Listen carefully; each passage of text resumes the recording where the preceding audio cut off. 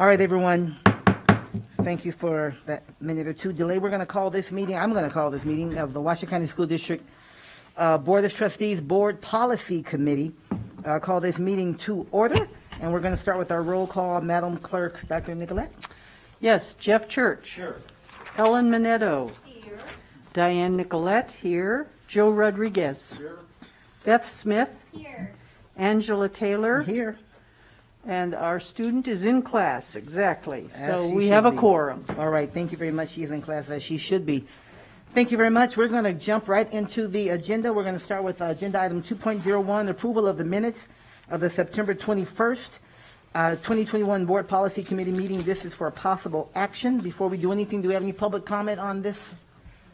Go ahead. Don't have any. Jeannie, thank you. Okay, if it's the pleasure of the board, looking for a motion to approve the minutes from the September 21st meeting?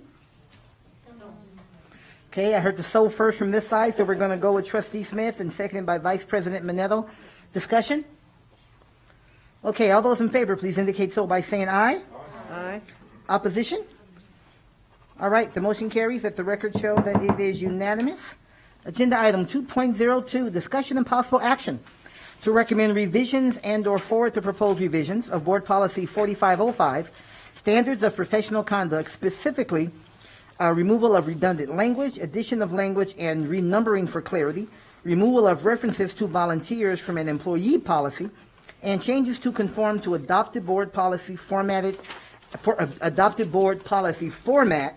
and language conviction to a future meeting of the future regular meeting of the Board of Trustees for consideration for preliminary approval. Again, just as a reminder for those that may not know, any approvals of board policies that are made at this meeting, we're the Board Policy Committee, which looks remarkably like the board, but nonetheless, anything that gets approved here actually has to go to be considered by the full Board of Trustees, and then should it get approval at the full Board of Trustee level, then it will go out for consideration from the public for a 13-day review period, and then will be considered again at a future meeting of the Board of Trustees for, both of those are future meetings of the Board of Trustees for a second consideration, and then should it be approved, then it will become board policy. So this is step one in a little bit of a lengthy process.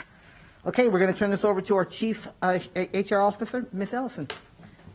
Thank you very much. For the record, Emily Ellison, Chief Human Resources Officer. I'm joined today by my colleague, Marissa McClish. I don't remember your exact title, but she's my colleague in Human Resources. And I need to leave at about 2:50 to attend to another district matter, but she's going to take over when I skedaddle. So the first board policy up for consideration today is Board Policy 4505, Standards of Professional Conduct. And just like the last time I was before the Board Policy Committee, a lot of the changes that we are recommending are either deletions or updates in order to conform with adopted board policy format, or to provide greater clarity, or to reflect current practice. So there's not a substantial amount of changes. Probably in this policy there's more than it looks like there is more than it is. So I'm going to do it just a little bit differently than I normally do. And I'd like to start first by just orienting you to where everything is in the policy, because a lot of the track changes are just movement, so that we could reorder it for clarity. So if you would, if you'd like to follow along and pull out the revised version and the original, I'm again just going to kind of walk you through the structure so that you can see where things have been moved. So on page 1, governing principles has been deleted, and the definition section has been moved up from later in the policy and expanded to include some other definitions that were interspersed within the old text. So you'll see as we move through that language is consolidated here. And then within the policy text on page 2, so you can see policy right above where governing principles has been deleted. I'm going to get into the specifics of language in a minute, but you'll I think they're probably numbered 2, 2, 3, and either E or A. I can't see, but it's struck through up there on the board. Mm-hmm. Those are redlined as recommended for deletion, but we'll come back and discuss that in just a minute. You'll see that the item that's numbered 1 up there, it's in green, has been moved to the to the draft policy under 4A.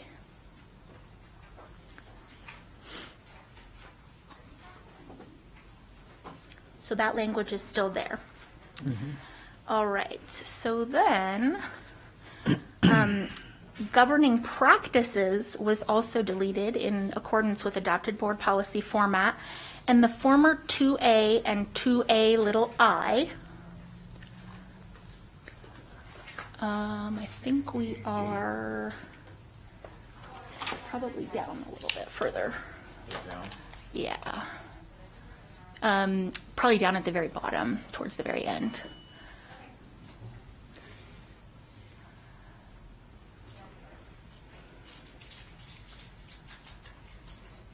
Yeah, so, oh wait. Oh no, it renumbered them again. Sorry, hang on, let me find where I was. So employee standards, professional. If anyone gets lost, was please say so we can Yeah, make I'm sure we're lost following too. along. Okay, so let's find where governing practices is in the document.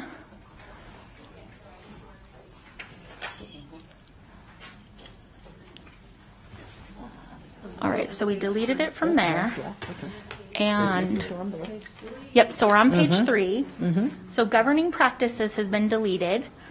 And if you look at the old version, you'll see that there was 2A. It says employee standards of conduct. All employees of Washoe County are expected to conduct themselves at all times in a manner that supports. So we've consolidated that into one bullet point here related to employee standards of professional conduct. And then items within that section below there. Again, you're looking at the original policy if you've got the paper version pulled up.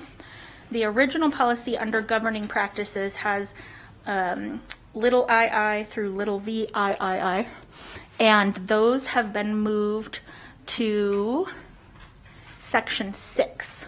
You can see those in section 6. And what we've done there was we thought it was more appropriate to direct that these items be included in an administrative regulation. So again, we'll talk through that text in just a minute. But that text still exists. It's just been moved to section 6. Yep, right there. Right here, right? Uh-huh. Okay. Yep, all of that used to be section 6. And then the section titled Ethics and Conflict of Interest was moved to item 2 in the policy. So on the original policy where it said ethics and conflict of interest, you can see that we've consolidated it there in item 2. And then we moved the definitions to the definitions section. And then we added a new section. Whistleblower protection has been updated to prohibition on retaliation, and now it has its own section. It's not within the bullets of another section. Again, the reason for that is, I think from a legal perspective, whistleblower has a very specific definition, and what we're actually talking about here is a prohibition on retaliation. And then finally, culture of respect is reflected in section 3. So that's the new section 3. And item F within that section, so the old item F, was moved to section 4A. So that said, hang on, now I lost my place too. That was the sentence that says all district employees and volunteers shall comply with all board policies, administrative regulations, et cetera, et cetera. So you can see that that has been moved to section 4A. Ms. Ellison, is it safe to say that when something's in green, I'm trying to follow the color coding here, at least in front of us. I'm not sure what it is up there, but in front of us, when something's in green, but what I'm seeing is that means it's been moved to a different section, not deleted. So it didn't do it consistently. It does that when you cut and paste it from one section to another. But in places where it wasn't cut and pasted, maybe we changed the text or we typed it in, some of those changes are not reflected in green like that. Right. So But those that are in green, we know it's because it was moved from something else, correct? Yep, Okay. exactly. So again, my goal in that step was really just to help you see that most of the changes that you're seeing are text moving around. Now what I'll do is go back through the revisions and just kind of walk you through the actual changes to the policy text, and we can talk about why some of those recommendations are being made. Okay. All right. Everybody good? Anybody lost? Okay. All right. So within the policy purpose statement, you'll see some revisions. I'm recommending deletion of language that is oddly placed. There's a sentence in there about promoting the well-being. It feels very editorial in nature. We deleted a reference to work performance because this policy is focused on professional conduct, not work performance standards. And then we added language referencing professional conduct and ethics. So we added a reference to ethics within the purpose section. I'm just going to keep going unless you stop me, okay? As we move into the definitions, we talked about how we had consolidated those. And then within the policy section, I mentioned that we are recommending, let's see, where are you, Neil? Yep, okay, so we are recommending the deletion of those items in red. So not the green, but items 2, 2, 3, and E. And I want to make sure that we keep in mind that these recommendations are made from the perspective that at the policy level, the language should be clear and directive so that staff understand specifically what is expected. With this language, it's not to say that the spirit of this language isn't important, but what we've tried to do is capture the spirit of these items in other recommendations that you'll see, and then minimize the level of sort of editorial comment that was included before. All right. Is everybody good? Okay. Let's see here. So the yellow highlight in section B was added to reflect that there are individuals who may receive compensation from the district who are neither employees or coaches. So there, for example, might be, folks that work the games that are, paid from PTA funds or that sort of thing. We want to ensure that everyone who's acting as representative of the district is adhering to these expectations.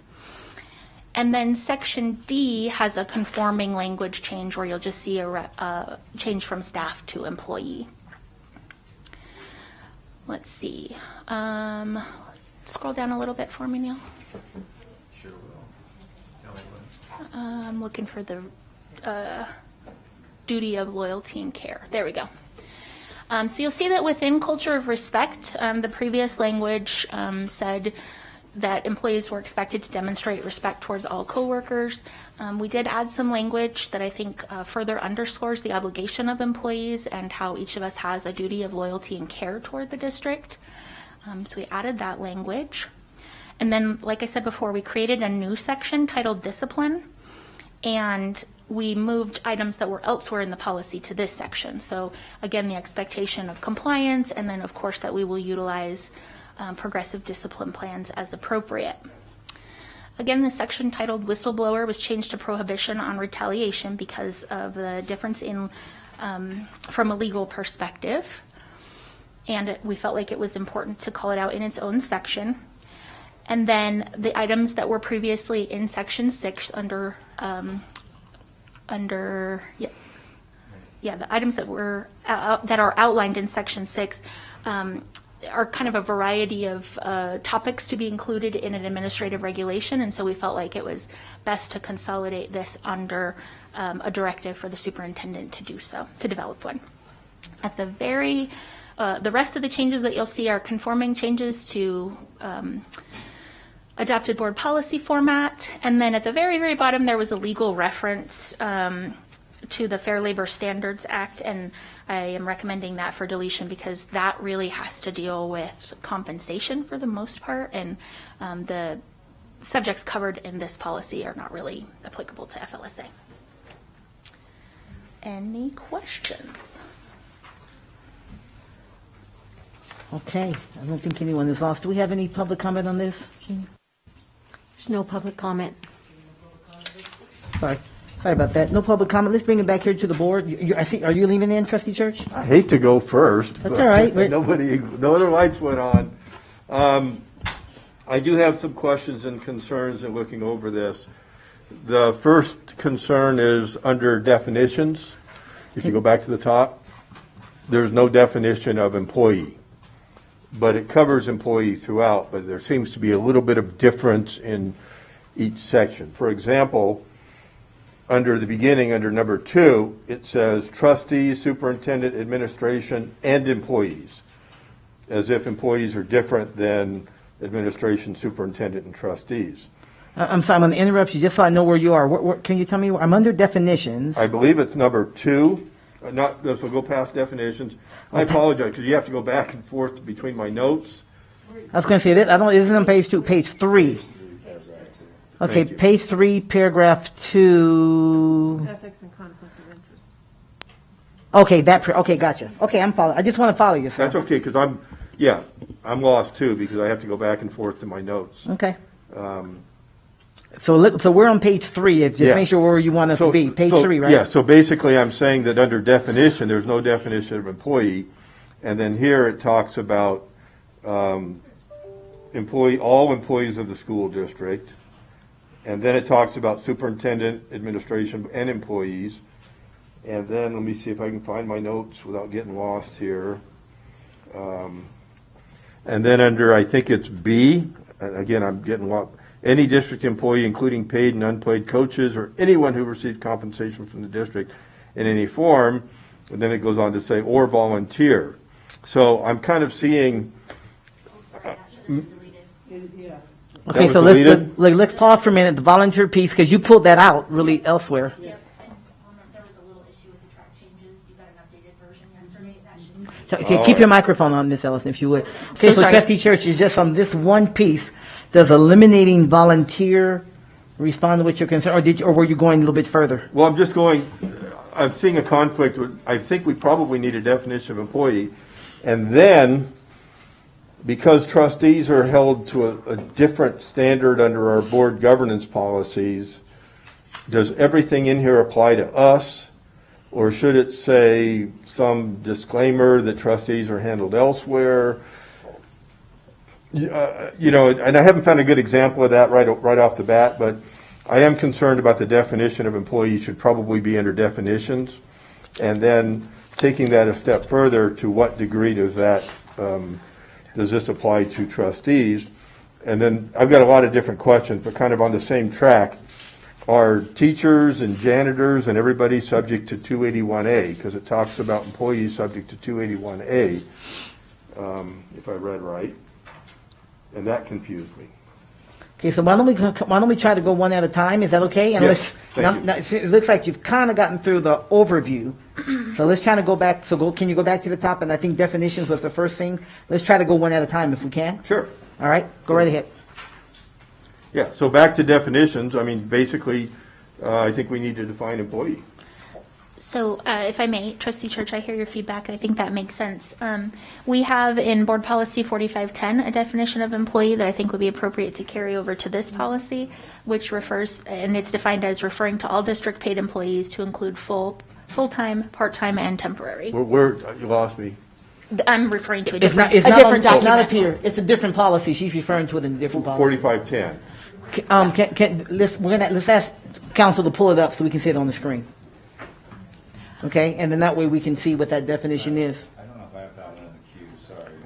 That's okay, I'll read it to you. Employee is defined... Be in the mic, please.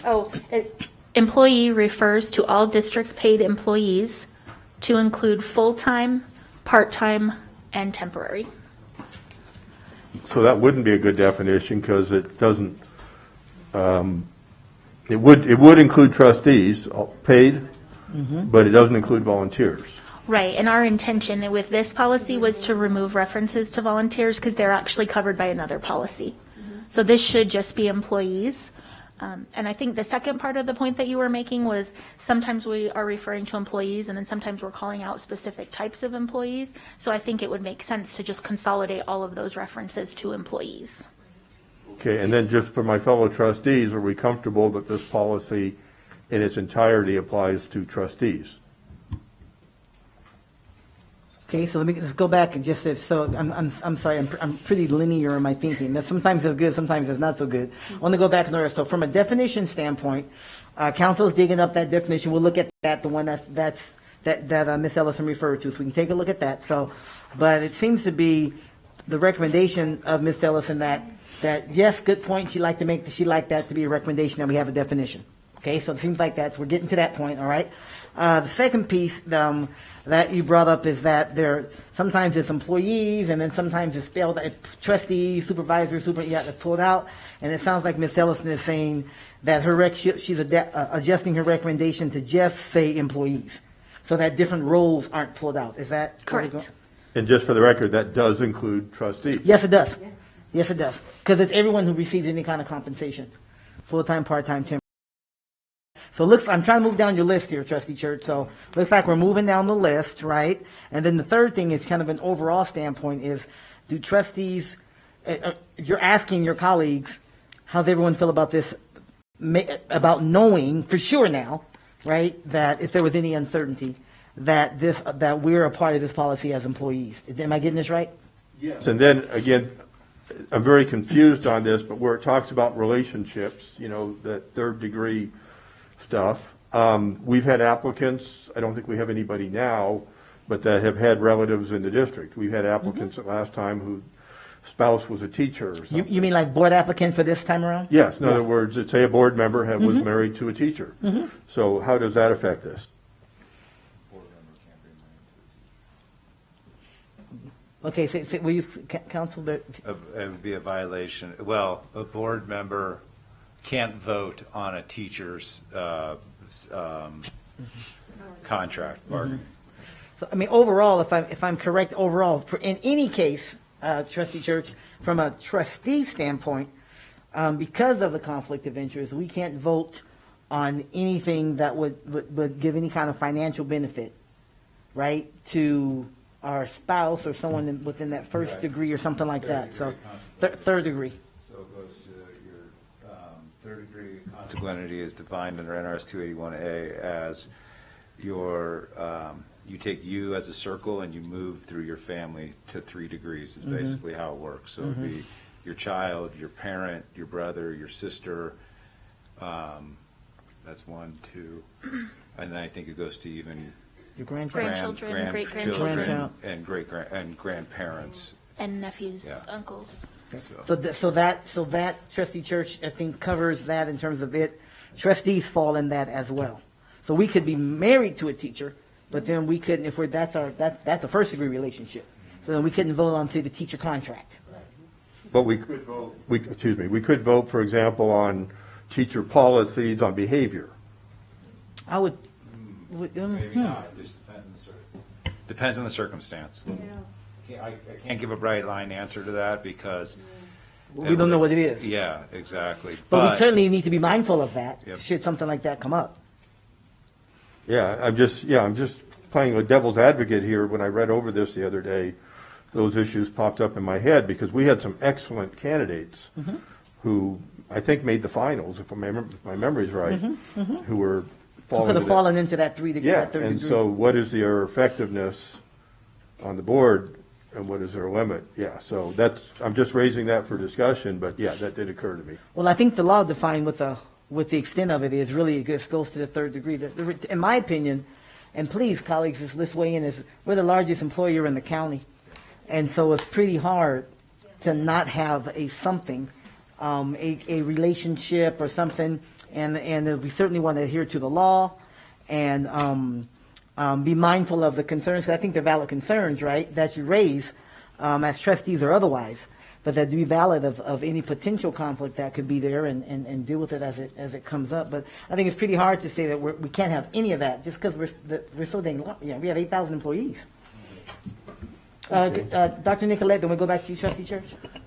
Yeah, this is kind of a touchy issue. I think what's most important to me is that, and there's NRS around it, there's training around it, there's articles to read around it, is that recusal option. And you have to know when that's a tool that you should use and sometimes must use so that there's not a conflict of interest. And, you can't write that in a policy, is my feeling. At some point, as trustees, we're adults, we're intelligent, it's up to us to ensure that if something comes before us and we need to be able to recognize that we should recuse ourselves for reasons that are outlined in policy and sometimes law. I'm going to go further and say this, and agreeing with all of this, and I think it's an important conversation to have, right? Because not only do we want to certainly avoid the conflict of interest, but even the appearance, I think, is important as well, right? And I know each of us have had times, whether it's because we are selecting applicants or various, maybe not each of us, but boards I've been, we've had different makeups of our board. Is someone, getting with legal in advance and reading, I have a relationship with this vendor or whatever, or I know this person, but I have no financial gain or whatever the word you always talk us through kind of what the language should be. So even though in those cases there is not, according to the law, a conflict, but still stating on the record that this is, so it could be, I think it's important for us as public officials, right, to still say this could be seen that way. Let me put it out there and then say there's no financial gain or whatever line the law may draw. That's what I'm trying to say.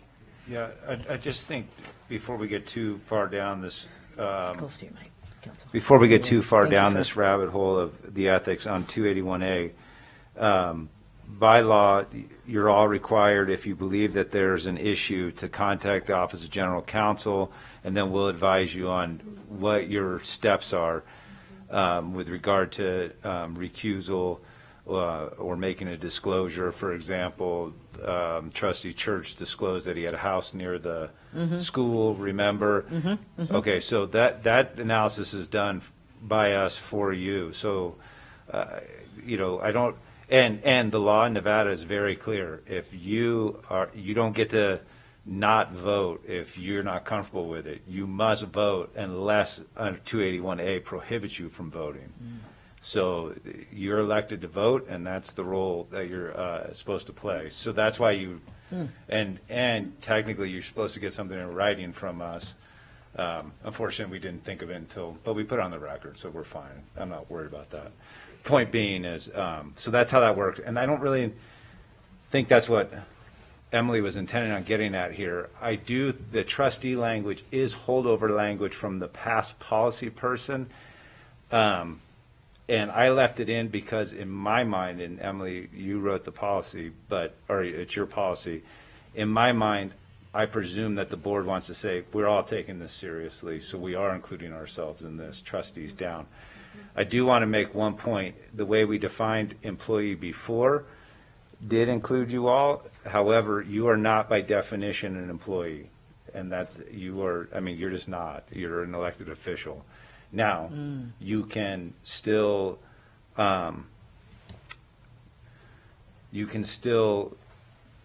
conduct yourself in a way that would create employee issues. I don't want to talk harassment and those type of things. So you still have to be careful. I'm not suggesting that, oh, great, I'm not an employee, but you're not an employee by statute. So that's why I left it in. I don't know what your thoughts are. Plus, I took the Oxford definition of employee and made it fit, if you like that better. So I do like your definition recommendation, and you'll see in 4510 we would like to adopt that in that policy as well. If I may, just on this point, the definition which I like. So according to what you're saying, counsel, and us not, and I remember that came up for some other time, sometime during my time on the board, that we were not considered employees. But so according to that, then if we're staying with that because it's by statute, we as trustees would not fall under wherever we say trustees in here. So then therefore, if we want to, we need to say trustees and employees. Yes. On each of those times, because we don't fall into that. So with that line of thinking, I think I would adopt that recommendation. Where there are references to different types of employees, we would consolidate into trustees and employees. Because everyone else is an employee, so then that makes it consistent anyway. Trustee Church. Yeah, it just got more complicated. That really muddied the waters, but yeah, so then we have to look at the entire policy and go, are there any specific things that because of our fiduciary duty, not only to the district, but to the taxpayer, the students, the citizens, that wouldn't apply to us? So that raises another thing. And then just very briefly, because we talked about 281, could you discuss if that applies to all employees? NRS 281A applies to public officers, which are defined in the statute, and I'd have to look. I don't believe it applies to all employees, but if you read the ethics and conflict of interest section in our policy that we're proposing adoption, it's not just complying with 281A, it's also board policies and administrative regulations. So we can't require employees who don't have to follow 281A. So just to make it simple, a bus driver is not a public officer. So he or she would not have to comply with NRS 281A, but they would have to apply with board policies and administrative regulations. So you're required to follow what you're required to follow. You're required to follow 281A. The superintendent is. I think our chiefs and area superintendents would be. I probably am too. Internal auditor, those type of folks. And so basically what you're saying is, if I may jump in, Trustee Church. I'm going to look at the definition right now. What you're saying, Counsel, is just based upon your understanding of it. I know this is, we're figuring this out as we go, right? Which is okay. That's what meetings are for. Is then, so basically what we would be saying then is everyone not covered under 281A would still be covered by this policy. So we still have the same expectation for behavior and conduct and whatnot. Yes. One way or the other, either by statute, and if you aren't in statute, then you fall under here for employees. Okay. I'm a little confused on that, but I do think we need to reword that section 2, ethics and conflict of interest. Because Okay, wait, let's show us where you are. I'm sorry, Page I'm trying to get I to. hate I'm going back and forth to my notes, but it says ethics and conflict of interest, and I have it down as number 2. No, I got it. Page 3, number 2 is what we have on there. Thank you. Thank you, Counsel. You bet. So let me go page 3, number 2. Yeah, number 2. So that seems to order employees, say the bus driver, to comply with 281A. So maybe we need to clean that up. Well, and I'm glad we looked at it, and I wish I'd have known this was coming ahead of time. You know, I'm working off of, I represented the Ethics Commission about 10 years ago, 15 years ago. So the definition, there is a definition for public employee that does have to comply with, they do have to comply with certain portions of 281A. Not necessarily the portions about voting, because they don't vote, but other portions. So they do have to actually comply with 281A. And that was modified in 2009 or 2017. So it makes me feel a little better. It was after I represented them. But anyway. Does that answer that, Trustee No. Church, then? Could you clarify that, teachers, bus drivers? Yeah, they have to comply with parts of 281A. They're considered public employees by definition. So there's public employee in the definitions and public officer in the definitions. So we're the public officers as well as some of the others that you may have mentioned, the Right. superintendent and whatnot. And then otherwise they're under public employees, so. And public employees have to comply with certain parts, as do public officers. Public officers have to comply with more of Right, it. because it's the voting piece. And, Right. But public employees do have a compliance component as well. Okay, I'm going to go over the Trustee Rodriguez, Trustee Church. Oh, you're Lysol, okay. Trustee Rodriguez? So, Council, you're looking at 281A, 150, and 160, correct? I am. All right. So that gives a pretty good definition right there. Right. And just for the record, I'm looking at my phone because if I move the screen, Right. can't. So, You're not texting. no, I'm not. Good to know. Okay. Okay. All right, so that's so good comment, Thank you. Superintendent. No, thank you, President Tyler. And I would just point out, Wait, too. President who? What did I say, President Tyler? Taylor? I'm sorry, I thought you said Tyler. President Taylor. I was giving you a hard time. No. Sorry. President Taylor. call it If you all will take a look at page 9, and I think this may help Trustee Church, at least I hope so. That's kind of a summarized statement that we have in board policies as far as what the board policy complies with when we talk about NRS and NAC. So you'll see 281A, Ethics and Government, but then you'll also see other chapters of NRS and NAC in there to help summarize the board policy and what it pertains to. So I just wanted to point that out as well. That is helpful. Thank you. Other comments? Trustee Church, you said you had others. I want to make sure we get you Sure. covered. So I think we put that one to bed, but I think that under definition, we're going to leave employees was inserted, but throughout the policy, we're going to add trustees as applicable. Is that correct? That's the recommendation. From what I understand, that's the recommendation from staff. Okay. Yeah, so anywhere that specific types of employees are called out, it would be replaced by trustees and employees. Okay, great. So I'll hold off on a motion until we get through the rest of it. So going down, I have it down as section 3, and I'm not positive of the subsection or oversection. Page. But well, it's the real. You'll know it right away. Demonstrate a duty of loyalty and care towards the district. So let me find that. That's on page 4. Okay. Under 3. Page 4, 3B3. So could legal kind of address what we're talking about there?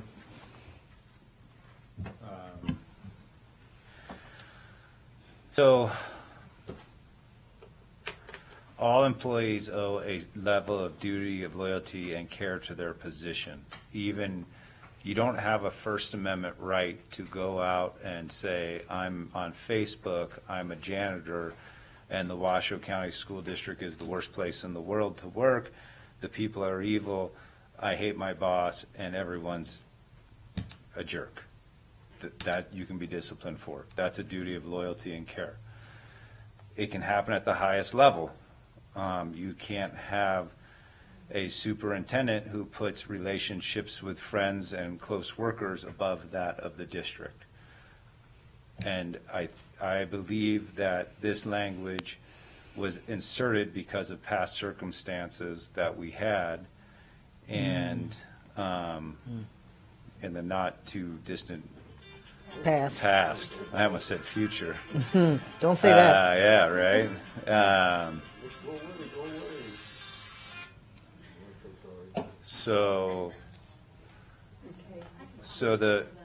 I think the most important thing is it depends on where you are in the organization. The superintendent owes a higher duty of loyalty and care than, and this is not to disparage anybody, so please don't take it that way, everyone. Oh.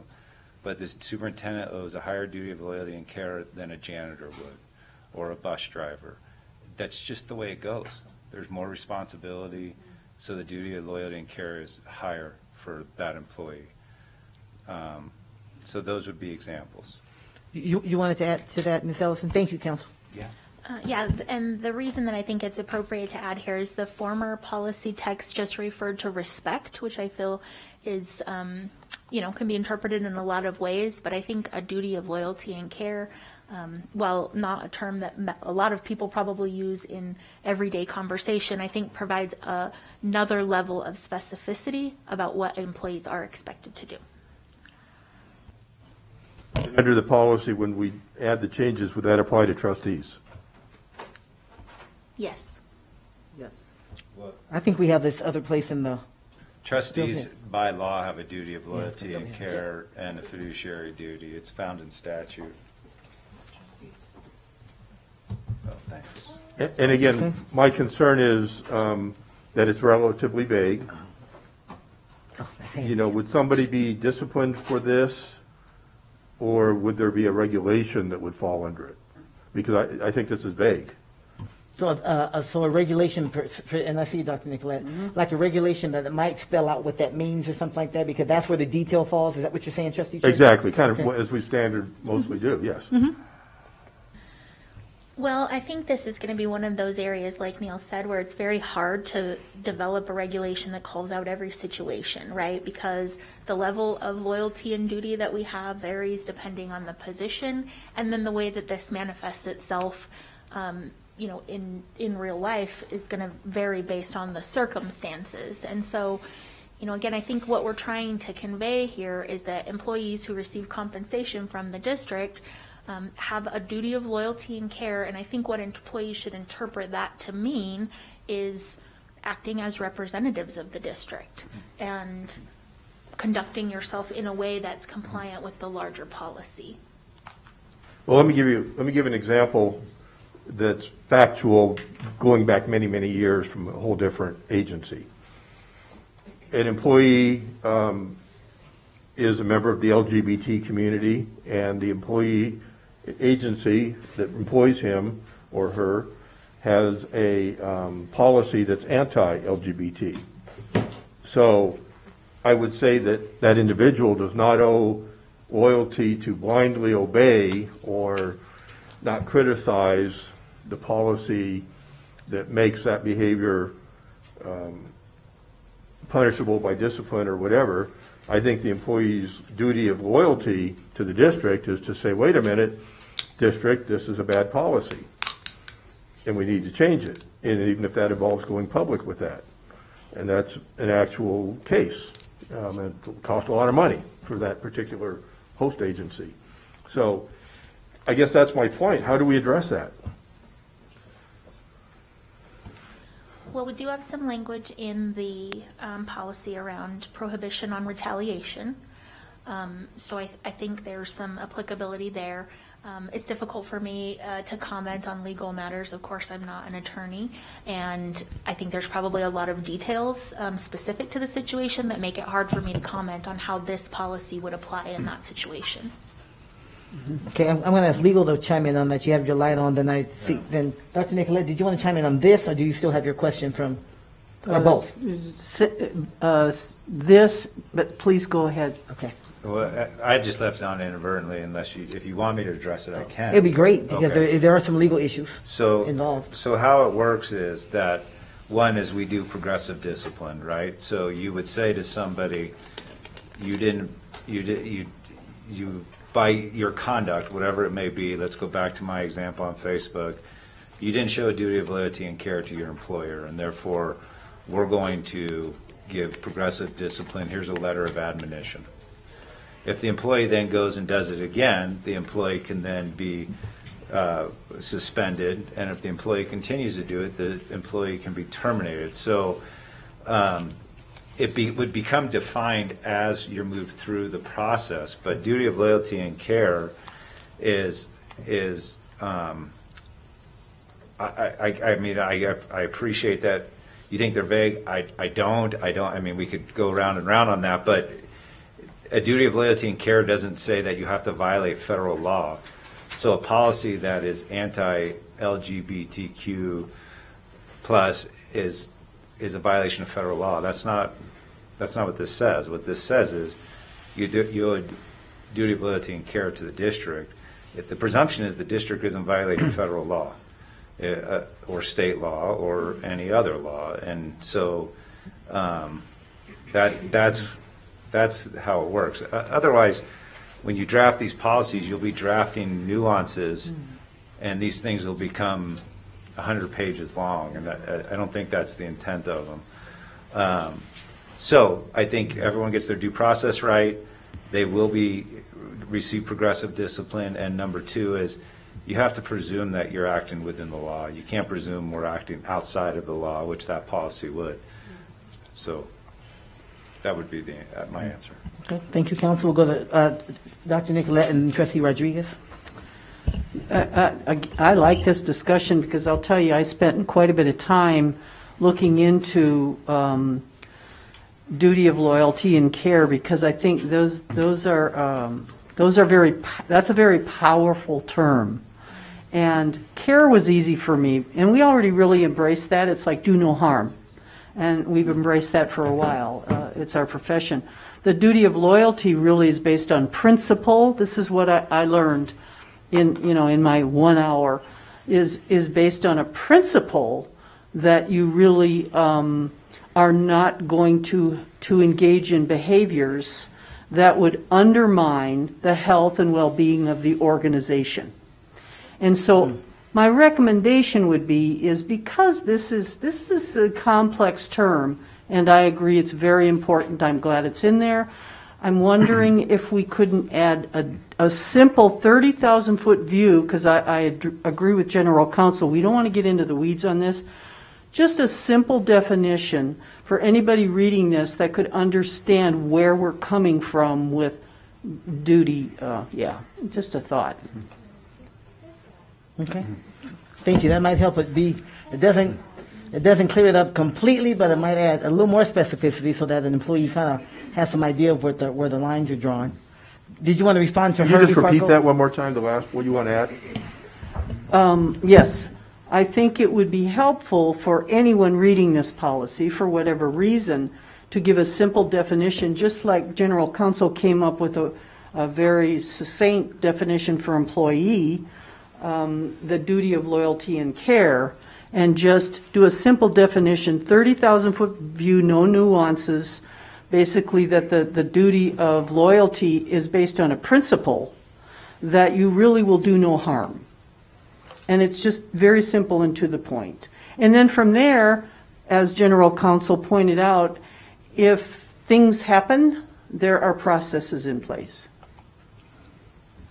Thank you, Dr. Nicolette. Trustee Rodriguez?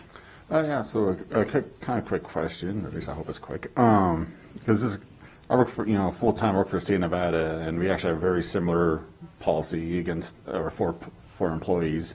Have you talked to other government agencies like City of Reno or whatnot? Do they have pretty similar verbiage? I have not done an analysis this time around, but I know the last time that we looked at this policy, we did look at some other agencies. Because this is something pretty similar to what we have, for my other full-time employment.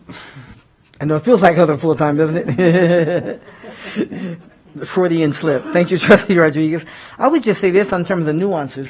Man, it's hard to define nuances, and so I would hate for us to try to get into that. In it, I mean, I certainly understand where we're landing, and we want to be as clear. I think I'm all for. I support Trustee Church in this, and he always mentions that we want to make it clear as much as we can. I'm all for that, because I do think that's important, because we want people to know what it takes to follow something. Nuances are just really tough, and then here's the reality of it. Nuances also change. They're called nuances because they're dynamic. They move, they change, and we don't want to be in a position where we're trying to put in writing all of the various nuances as they change and as they move, and that makes it super, super tough. It makes it really tough. You want to follow up, and then we'll go back to Trustee Church? Yeah, I mean, I think that's pretty, honestly, I think that's pretty straightforward, because I see this where I work, which is another government entity, and, I kind of venture to guess that it's probably similar with others, City of Reno or other school districts. I think it's, duty to loyalty and care towards the district. That's pretty straightforward, in my opinion. Straightforward from that. Thank you, Trustee Rodriguez. Trustee Church? And again, nobody wants 100 pages of policy, which is why I mentioned that generally we do have regulations which define that. The other thing I'll mention, and in hindsight, gee, I should have looked this up sooner, but before I got here, but I actually find a Black's Law Dictionary definition of loyalty a legal requirement in certain systems where the board of directors and executives must ensure that any action taken is done in good faith. And then it goes on from there. So I kind of like that. So I like what Dr. Nicolette said, that we kind of send it back. And then I assume it comes back to us again if we don't like that definition that legal comes up with. Well, go ahead. I'll respond to that, but you wanted to lean in. He addressed you, so I think you should. I think we're real close, so let's hone in on that definition and see if we all like it. Well, I might just say that, is remember, this is what we could also do is, we don't. That's one thing that we don't have to have the same conversation when we comes up at the board meeting. I mean, we've done that sometimes, and I don't think we need to do that, because that's part of what this is, right? I mean, we can have whatever conversation we want to, but we don't just have to go through the same thing. I think we can just be more efficient in our time if possible. Okay, I don't want people to feel like they can't say what they want to say. But I think that what we could do is ask staff to work on that, and then when it comes back to us at the board level, that we hone in on that piece, because I hate to throw the whole policy back with some changes we've agreed upon. We haven't voted on them yet, but we certainly made a lot of progress and agreed upon several things along the way, and we will go back and vote on them for one piece. And then we pay special attention to that when it comes back to us at that board level. And if it isn't right there, then it needs to go back to work. But we don't have to stop the progress because a lot of other good work has been done. That would be my recommendation on this particular piece. We ask staff to pay attention to it. You hear the conversation, you know the tenor and the concerns from the board, and then have that one sentence or whatever, as Dr. Nicolette said, be a part, and it'll be able to stand out. We can pay attention to it. Then I would make that recommendation on this piece, because it seems like we're close, and so we don't have to do that. Council, you're going to say something, and then we'll see if there are any more comments that you have, Trustee Church. Yeah, I looked up employees' duty of loyalty and Can you get the mic? I looked up employees' duty of loyalty in some law firms, that do this work, and here's a definition. The employee must act solely for the benefit of the employer in matters within the scope of his employment. We could put his, her. The employee must not engage in conduct that is adverse to the employer's interests.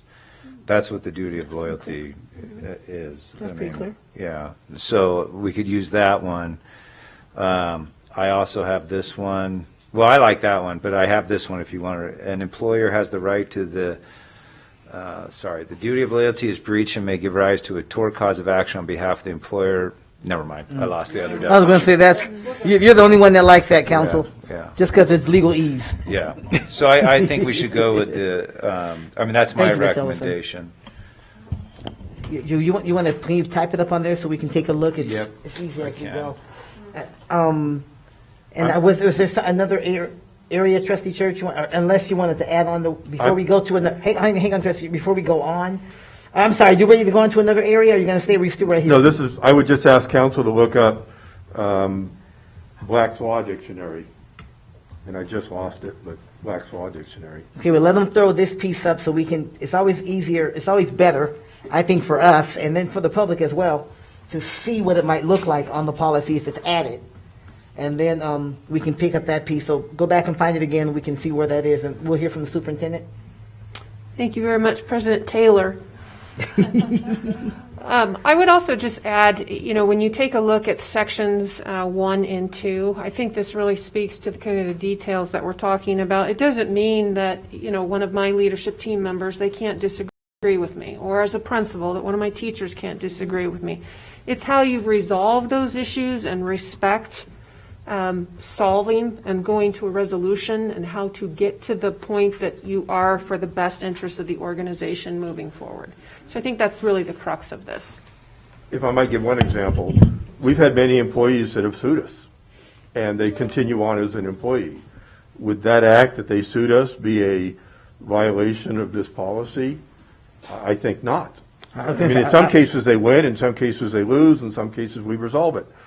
But the mere fact that they say they sued us, because we get that constantly, a lot anyway. That should not be a policy violation, is what you're saying. Yes. I would like to think that it isn't, but because we know it happens. And But by that definition, it almost is contrary to the best wishes or the best interests of the district. So we're getting think, sued. Council? Well, that's not good for the district, or is it good for the district? Because then we resolve an issue. I don't know. I hate to see somebody disciplined under this if we can't define what it is. well, I think they're working on the Let's put it definition. out Why don't there. we take a look at what's on the screen? And the council, you want to walk us through it a little bit? Sure. Duty of loyalty is that the employee must act solely for the benefit of the district and matters within the scope of, that is a typo, of their, sorry, I tried to do that quick. We'll actually make it plural, their employment. The employee must engage in conduct that is adverse to the district's, the employee must not, that would be a bad, Yeah, you have to engage in conflict. so You have to. is that, so we'll make it plural so we don't have to worry about the his, her pronoun. Is that employees must act solely for the benefit of the district and matters within the scope of their employment. It's that E in employment. Yep. Employees must not engage in conduct that is adverse to the district's interests. So how do we resolve then what Trustee Church just mentioned in that, we have times when the employee files a lawsuit against the district? It's, Well, they have a right to file a lawsuit. That's not. right. So do we need to put something in here that, we don't want that to be a violation of board policy? But it's not a violation of board policy, but it's their right to sue under the law. Again, you have to presume that you're acting within the law. You I can't- might add a couple words, if I might. Because if I read this, that is strong, must, solely. Again, that's pretty strong, must and not engage. And if somebody sues us, I think they're violating that, which is not right. I mean, they should be able to sue us. Or Are they suing within the scope of their employment? No. there's a million examples, but bus drivers. What's your recommendation? So I love adding what I previously saw under Black's Law Dictionary, and this might resolve it, that any action taken be done in good faith.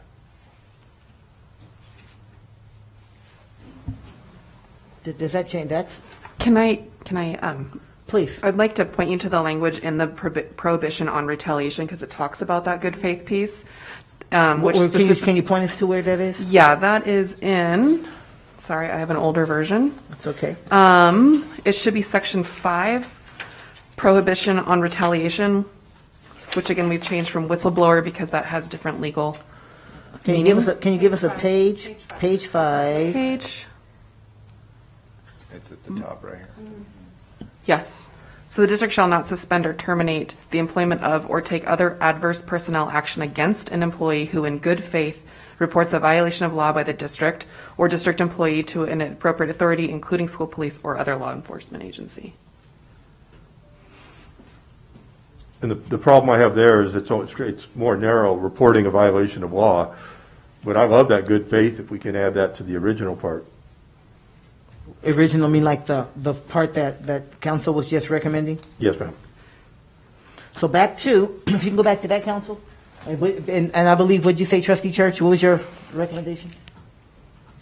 And thank you for having a recommendation, because you knew I would come back and say, what do you recommend? So thank you for that. Oh, yeah, don't complain if you don't have a solution. Somewhere in there, and I'm reading partially from Black's Law Dictionary, any action taken is done in good faith.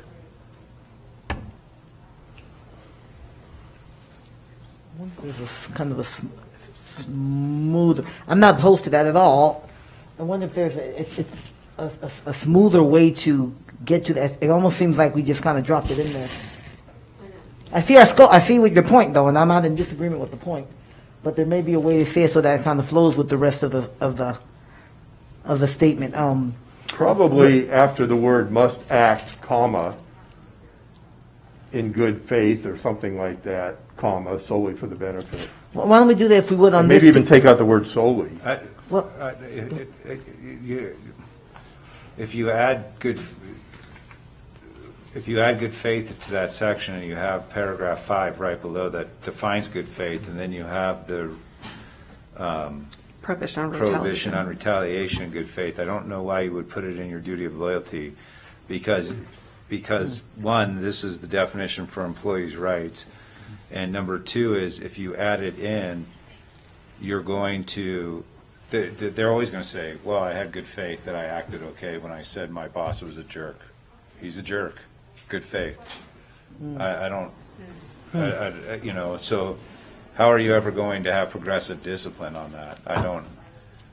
I mean, you can take the whole section out. That would be part of the process where the disciplinarian says, well, you didn't act in good faith, and then disciplines them. But this is pretty strong must solely language, and the problem with Section 5, it's specific to reporting to the police, not just other behavior. It says through the complaint process. say on the superintendent. So on section 5, it does state to an appropriate authority, and it does include school police, but it also has or through established district complaint processes, which is really anyone else, because we have an established complaint process. Okay, good. Trustee Smith? Thank you. So duty of care and duty of loyalty, although I recognize we're making this fit for the Washoe County School District, is a very established pair of terms in publicly traded companies. So these are actually really standard. I recognize that they are new to our own board policies, but they are very well understood in the publicly traded company sphere, of which I'm a member. I think something that we might be losing, forest, trees, all that, is that really the duty of loyalty has to do with not undermining the best interests of an organization. So staying with the corporation example, and by the way, I am just coming up with this, let's say you work for a banana company, and so you have the banana company, and so then you decide that you are going to start all these conspiracy theories about how bananas kill people. That would be an example of being in breach of duty of loyalty. So it's not about requiring complete acquiescence all the time. It's about not undermining the best interests of the organization. So it's not about requiring agreement. It's not about tamping down dissent. It's not about requiring, again, acquiescence. It's duty of loyalty really means that you are not undermining the best interests of the organization with whatever that mission of the organization is. I don't know exactly. I know you always say come with an option, but I'm just trying to refocus us that duty of loyalty and duty of care are very, very established terms in most corporations and other nonprofits. So it's not that vague. They're not really that vague. And other public, thank you, Trustee Smith. And as I transition over to Trustee Rodriguez, and other public entities as well. So not just in the private sector, in the public sector, we're seeing more of it. And I may have maybe the solution is to put a definition for duty of loyalty of care in here under definitions. Trustee Rodriguez? No, and Trustee Smith, thank you for that. I'm glad to hear that it's also in the private sector because, as I stated earlier, I know this is in at least my level of government of full-time employment, and I'm kind of going back to this verbiage is similar to other government entities. And I also just kind of want to throw it out there. I hope we're not trying to read too much into this, as Trustee Smith trying to refocus. Thank you for that. That we're not trying to policy ourselves in or out of a potential lawsuit as well. I think a simple definition of what duty, or duty of loyalty and care. Yes, thank you, President. And I, again, kind of going back to Trustee Smith, hearing that it's in the private sector as well as levels of government, it's widely used. So perhaps the recommendation then may be that we put it in definitions, duty of loyalty and care. Pretty simple, and maybe part of what we do is ask staff. We know legal's already looking at putting some things together that can. He's already put the definitions. We put. So we just keep that in the definitions, and then that way it's clear. It's not. It's clear at least to a point of it doesn't mean all things to all people, and you just have to be submissive in everything that you think and do. So that might be the way to go as well. Dr. Nicolette? Yes, thank you. I think we're very close, and I think this discussion helped us each, so down the road we could explain it to someone else. I would say that in number 3, duty of loyalty, I would just like to shift it just a little bit so that it focuses on what you should do and something a little more positive rather than what you must not do.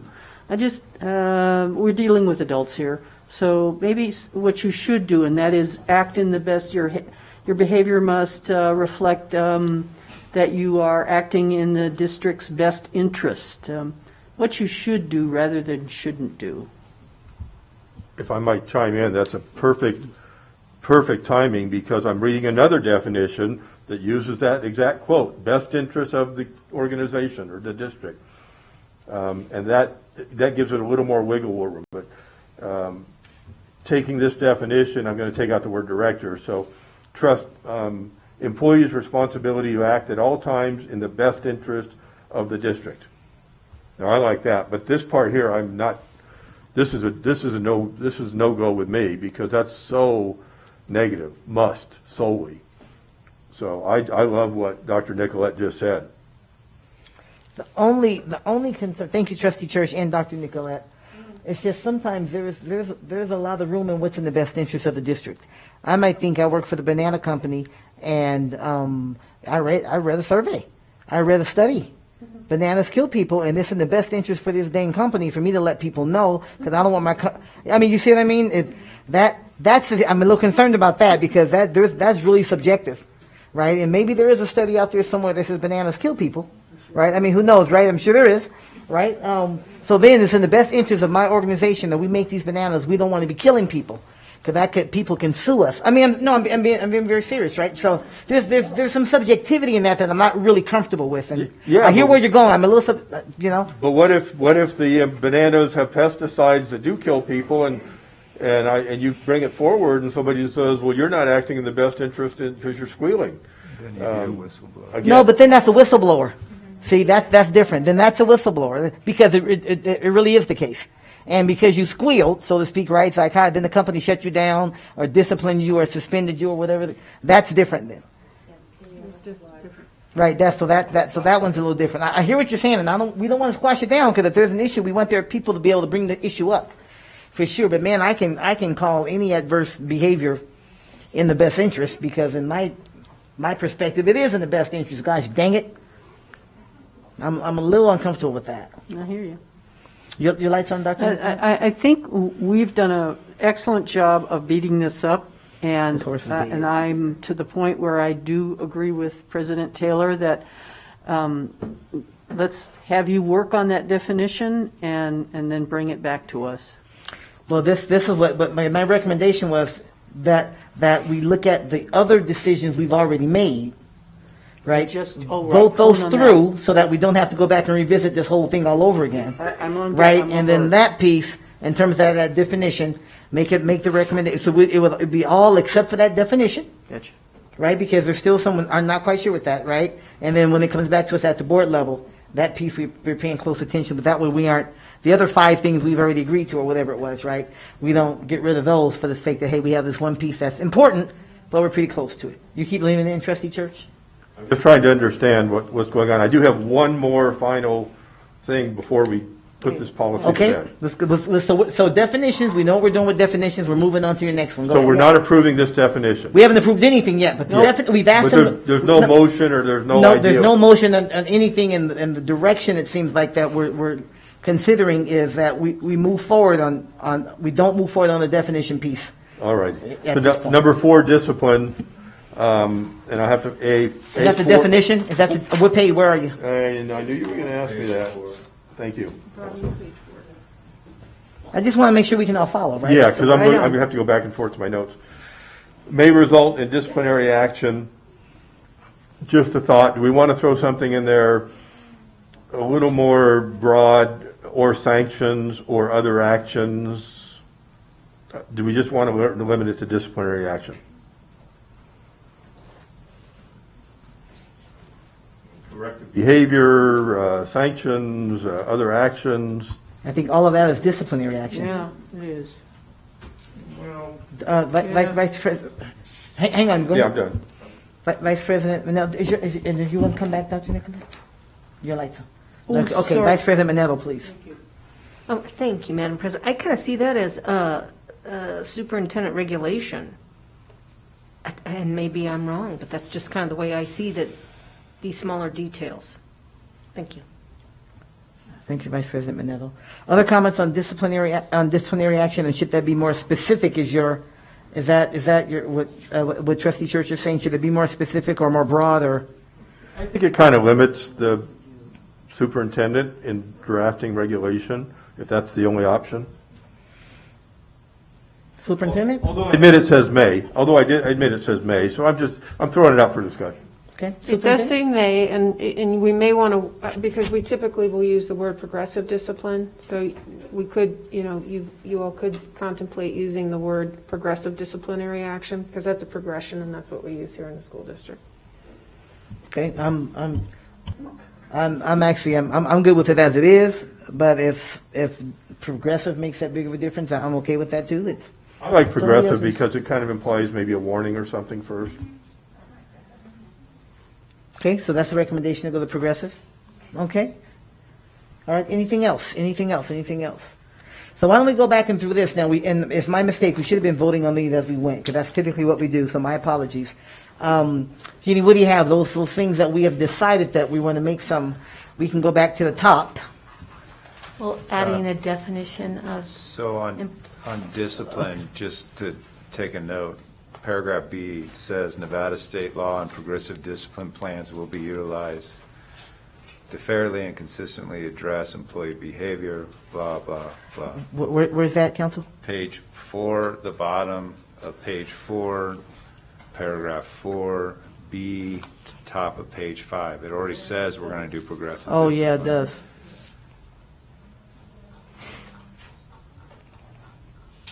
It does. Yep. Okay. All right, so let's go back to the top. Jeannie, what we have, we started with definitions, I think? definition of employee. Okay, and we talked about that being, we're changing that wherever it says employees in details, it's going to say trustees and employees, right? That was the conversation. Can I have a motion to that effect? I have Wait. a quick question. Yes. Maybe legal. Should that be trustee and or employee, or is there a definition difference really between the two? I think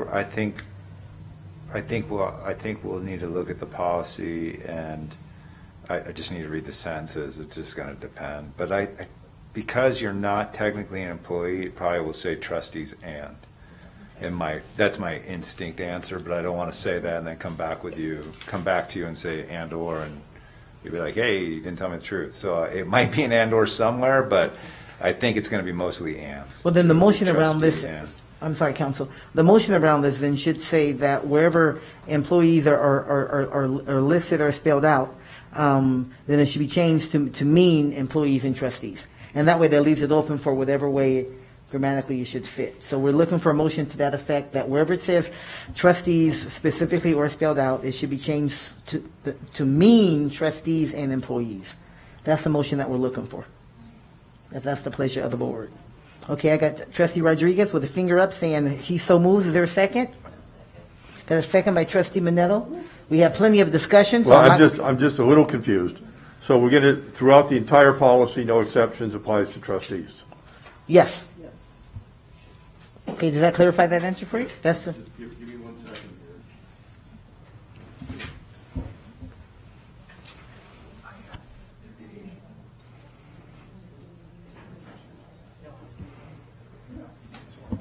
Okay, I'm good.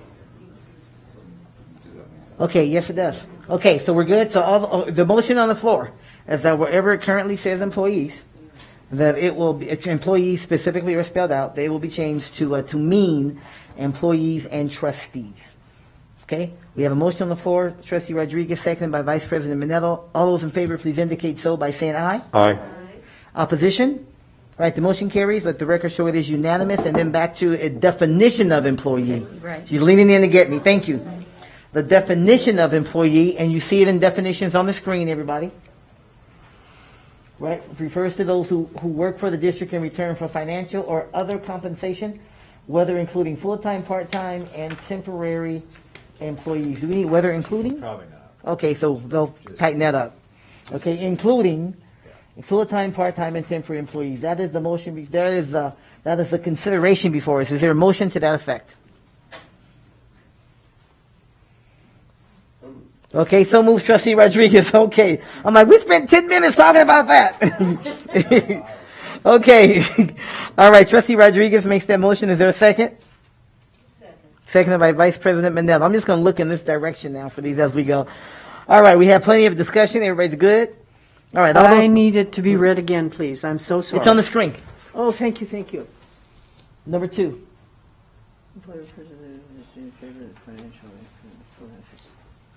Okay, any other discussion? All right, seeing none? All those in favor, please indicate so by saying aye. Aye. Opposition? All right, the motion carries. All right, both unanimous. Could we keep going, Jeannie? What else do we have? Adding the definition of duty of care and duty of loyalty.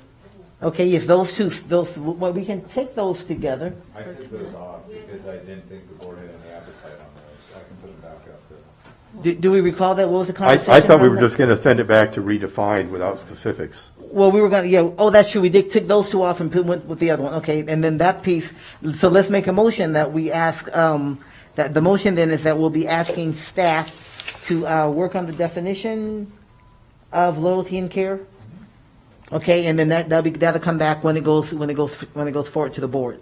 That is the motion that we're asking the board to consider. Okay, just one question. Yes, sir. So even though we're amending something, we don't know what it's going to say, it doesn't come back to the policy committee? It doesn't have to. If it's something that we're pretty close to, if the motion can go either way, however. But the reason I'm asking for it that way is because we're pretty close to it. It has to come back to the board anyway, so we're going to look at it at that point. So but again, the motion can be. Well, if my other trustees are comfortable with that, I'll go for it. Okay, again, it's whatever. That's why I made the recommendation, and that's not unusual. Okay. All right. Is there a motion on the floor to that effect? So moved. So moved. Moved by Dr. Nicolette, and I see the finger of Trustee Smith. Second. All right. Further discussion. Is that clear, Trustee Churchum? Okay. All right. All those in favor, please indicate so by saying aye. Aye. Opposition? All right. The motion is carried. So we'll look for that when it comes back to us for our consideration of preliminary approval. Jeannie, is there anything else? I think that may be it. No, and then would you just do the final motion as amended? Okay. Can I do want to add Yes, one thing. please. In your version up there, volunteer did not have a strike through, which it should, because again, as Emily mentioned, that's another policy. So I just wanted to note that before. Yeah, that was grammatical. So Yes. I think thank you. Yeah, it should be struck. We're recommending removal from the policy. Right here. Right. So do we need a motion to that effect? Because that was something actually that was brought up by Yes, Trustee under Church 3B. Do we need a motion to strike that word? Probably should. Okay. All right, can you slide that down a little bit? I don't have the page so I can see the top of it, Council. Okay, so now, whoa. Okay, there we go. Now we're looking for a motion, if it is the pleasure of the board, on this board policy, looking under governing practice, not under governing practices, we took out governing practices. It's going to be. 3B and also 4A. Pardon the interruption. I'm saying, no, please help me, what is it? So 2B and 4A? 2B, page 3, and 4A, page 4. Right. So what we're looking at, and 2B and 4A, that the word volunteer is struck. Because remember, the whole idea behind this is this policy does not include volunteers. It should have been done in the draft, according to Ms. Ellison. Should have been done in the draft when it was presented to us. It was an oversight, didn't carry over. So we want to make that tight. So looking to strike the words, strike volunteers from 2B and 4A. Quick input here, Trustee Nicolette. The second version that was sent to us yesterday, volunteer was stricken. Oh, great. And so therefore, I will, just let me make sure that I'm seeing seeing, that. we're on page 3, 2B. 2B. Yes. Third line. My document, overall, oh, yes, it does. Okay. I don't have that. Or Okay. volunteer, yes, that needs to be How stricken. about 4? It needs to be stricken. Yes. Okay. Yeah. Okay. Yes. So moved. All right. It's moved by Trustee Church. Is there a second? Second by Trustee Rodriguez. We've had plenty of discussion. You're good, Dr. Nicolette? Yes, thank you. Okay. All those in favor, please indicate so by saying aye. Aye. Opposition? Motion carries.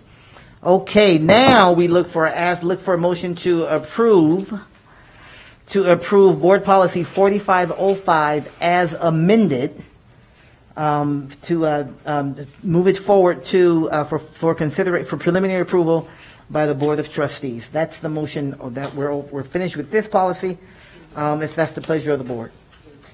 And just a little bit of comment.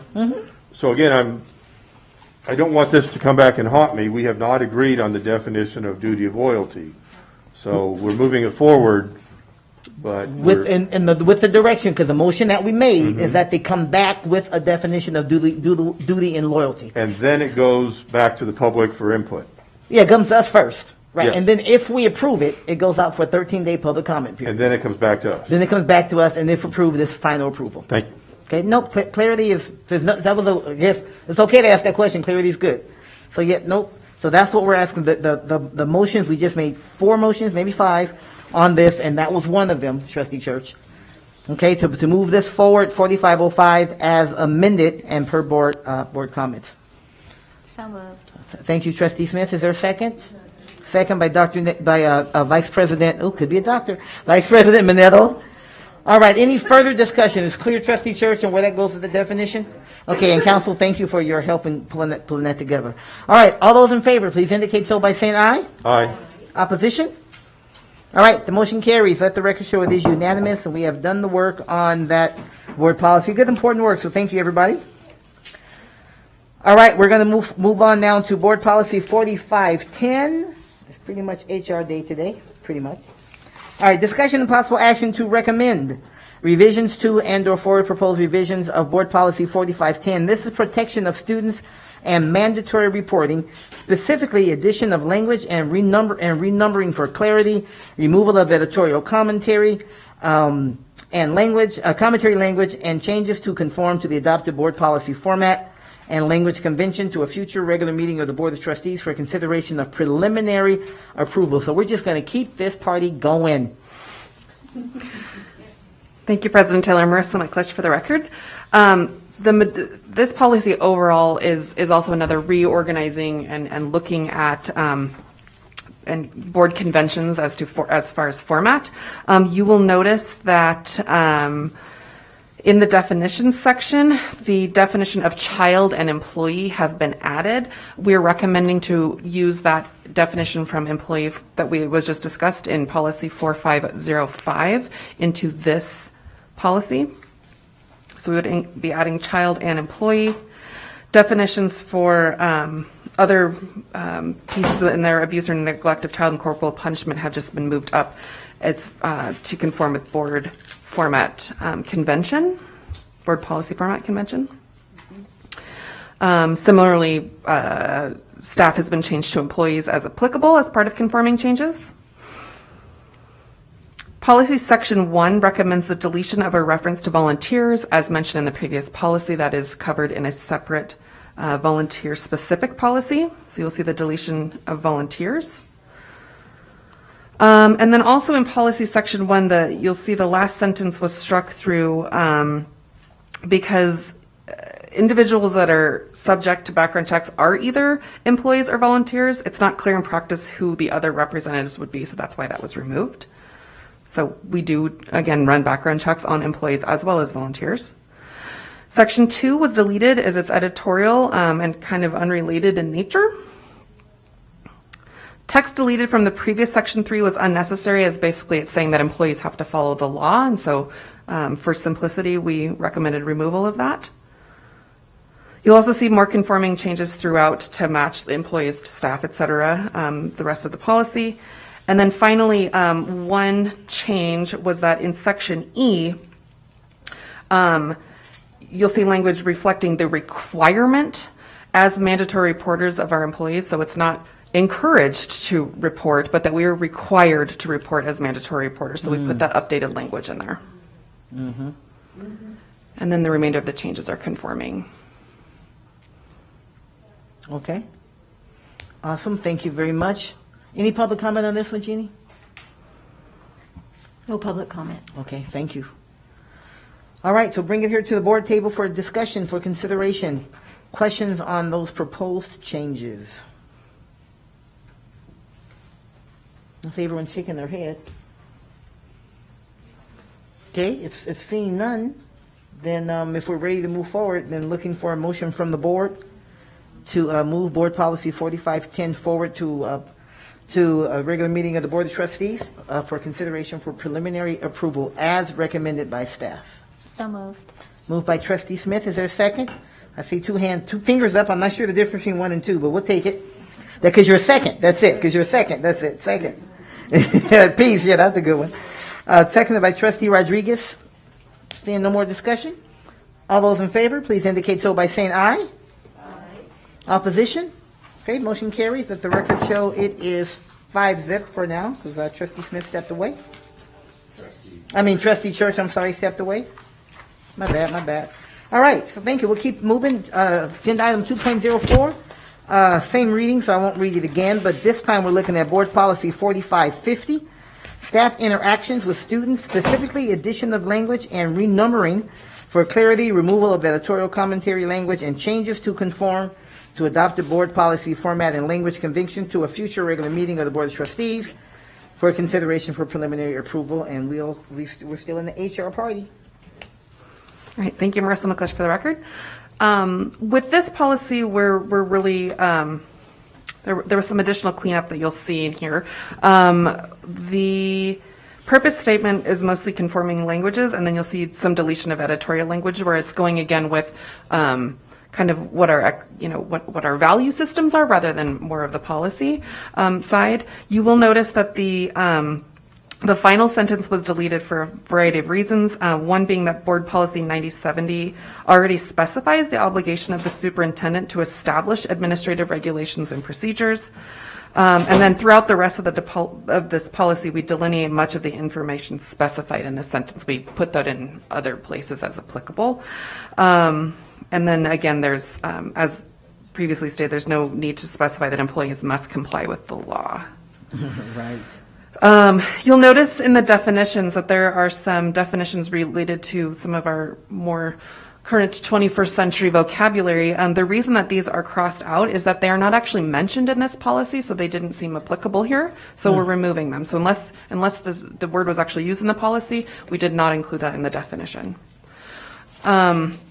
I did want to point you to employees here because this is a bit of a broader definition than we've talked about in the previous two policies, whereas within the context of the policy on employee interactions with students, employees refers to all district employees and volunteers, which may include but is not limited to unpaid coaches, chaperones, and advisors, student teachers, members of district committees, and third-party consultants or vendors, unless otherwise indicated. So I wanted to point you to that.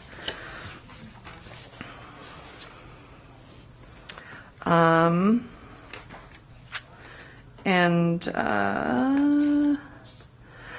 of governing principles as recommended with conforming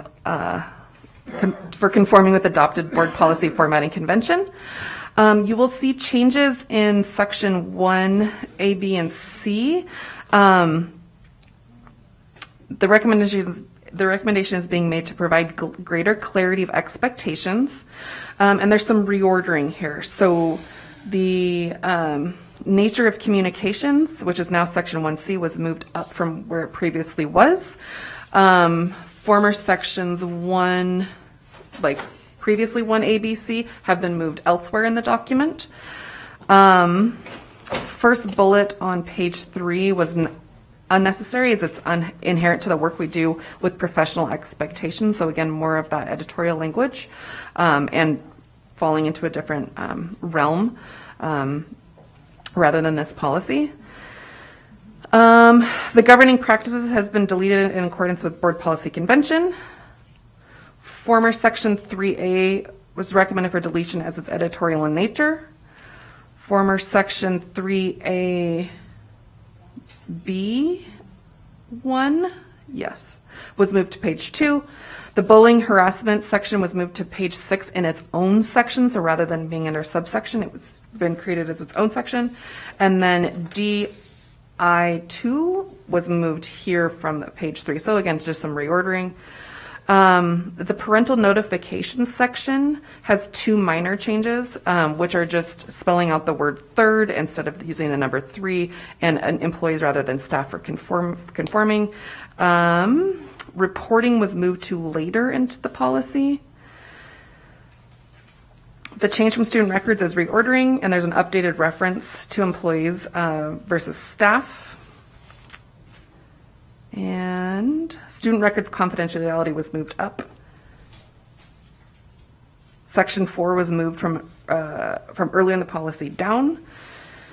Section 5 was reformatted, and the rest of the changes are conforming. So most of this is, again, reordering, conforming language. I did just want to point out the bigger changes came within the definitions, deletion, and some of that different language. I hope you all follow that. There's a lot, but it's mostly reordering, with the exception of a few editorial pieces that were more around expectations. Okay, no, I think that's, I actually followed that. So maybe because you've whipped us into shape by now after So many of these. We're going to public comment if we have any, Jeannie. No public comment. Okay, thank you very much. Trustee Smith?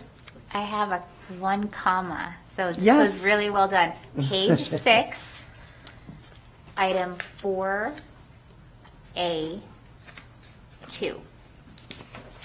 It begins, district employees are prohibited from engaging in or soliciting a relationship with. It's that comma after that, so it's comma or form communication with a student. So shouldn't there be another comma after the with? So shouldn't it say soliciting a relationship with, comma, or form communication with, comma, a student? Yeah. I mean, even if you like all those commas, the AP writer in me will just stay quiet. But if we're going to have commas there, which I get, we just need another comma to close that thought. Nope, you're right. It's a lot of commas, but yep. All right, that's editorial. Anything else? Trustee Smith, Church? Okay, now I think I came in at the beginning of this, but do Yep, we you did. define communication? And if not, why not? Do we define communication? You mean, is it under definitions? Is that what you're saying? Yes, I'm sorry, I was looking at the screen. Yes, is that what you're saying, Trustee Church? Yes, ma'am. Oh, I'm looking at the wrong one. I'm looking at this one. You know, my question is, if student, and I'll get on to the next section that concerns me just a tiny bit. This is pretty good, very good overall. Does that mean a student goes to a teacher and says, hey, I got a question, we get down to communication, and now let's go with Page 2, C. right? Page 2, right? Page 2, Uh-huh. 1C. And I'm just a little bit, again, I'm just for discussion, must be limited to education or district school-related matters, district-approved emails. So verbal discussion, is that included in the communication? And then, I mean, it's been many years, but I still remember my education where teachers provided a lot of guidance and input in life. And we have to be careful because we've had complaints about some teachers promoting certain behaviors or, hey, come to me if you have a concern about this or that may have been out of their lane, but at the same time, teachers provide, and staff, and even the janitor. There's a cartoon in the paper that references the janitor all the time, and they provide some degree of mentoring and counseling, or that's not a good word, mentoring, advice on life. I don't want a teacher getting in trouble. I don't want them overstepping their bounds, but I don't want them getting in trouble for mentoring. So where do we draw the line, and do we need to define communication? So the intention of 1ABC as a whole addresses, or we believe addresses that. If you look at B, kind of read through them actually together, you'd have A, employees are permitted to communicate with students regarding education or district school related matters. B, employees are permitted to communicate with students where a relationship exists between the staff member and the student and his or her family. So that would be that mentoring piece as well. And the nature of communication, the nature of that must be professional, age appropriate, limited to education or district school related matters throughout the district through approved email or other district approved resources.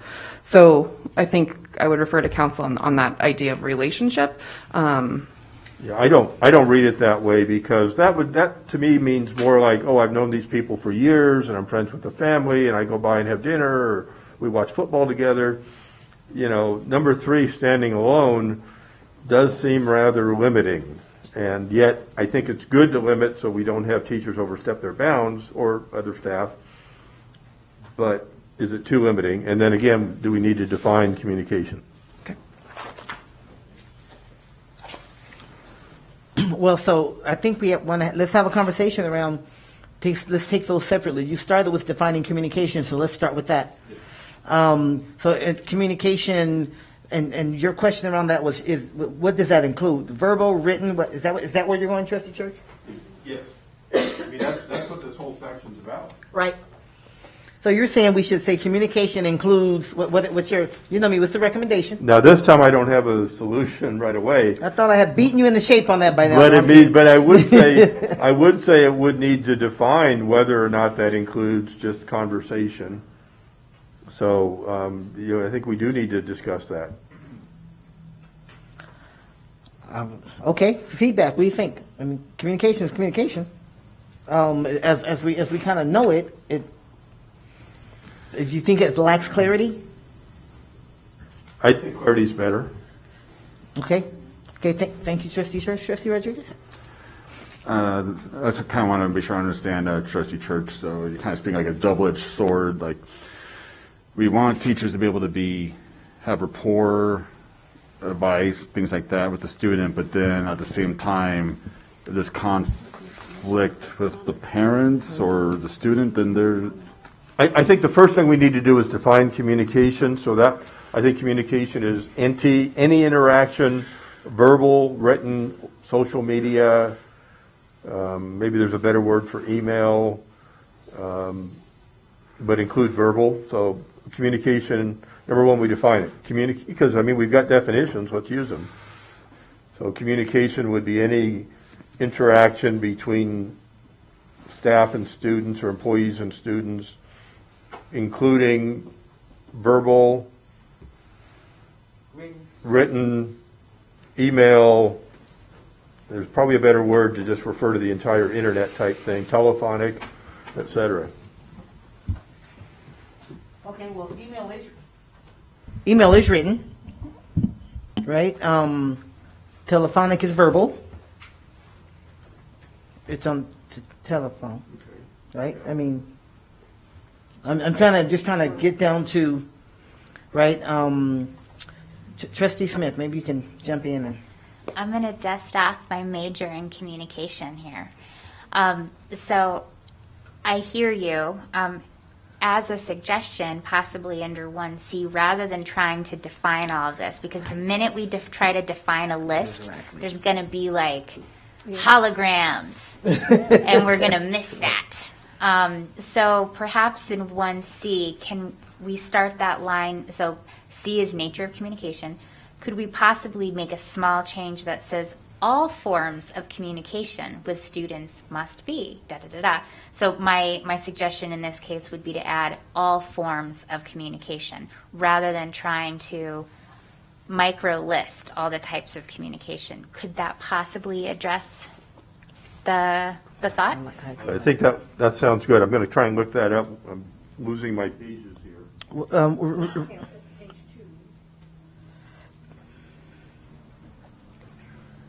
Right, that's 1C. All communication with students must be professional, age appropriate. All forms. Yeah, all forms of communication. All forms of. I think that's good. Okay, so that's a start for that. So why don't we stop it, and council has it on the screen. So why don't we, as we should be doing before, let's take a vote on this, so that we don't have to go back after the fact and remember what it is. Okay. So is there a motion on the floor to this effect? So moved. Thank you, Trustee Smith. Second?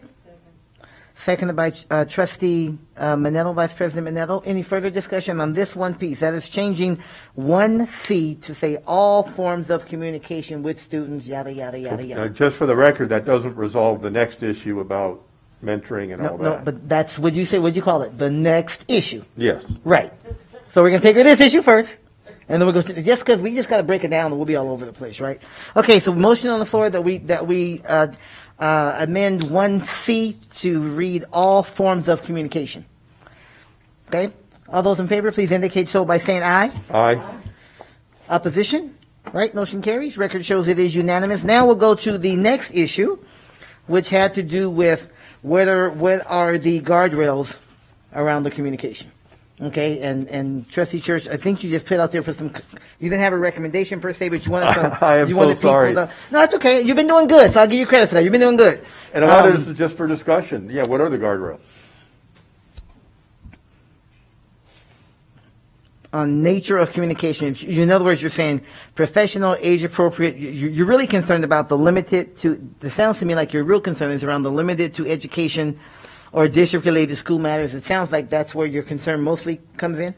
We don't want teachers or staff going off the rails, political, LGBT, whatever it is, with their own opinions, presidents. We don't want any of that. And that's covered, I guess, under other policies. Mm-hmm. So now we got to go make sure we don't conflict with other policies. I'm thinking out loud here. But I do want, in my opinion, and I want at least for discussion, that,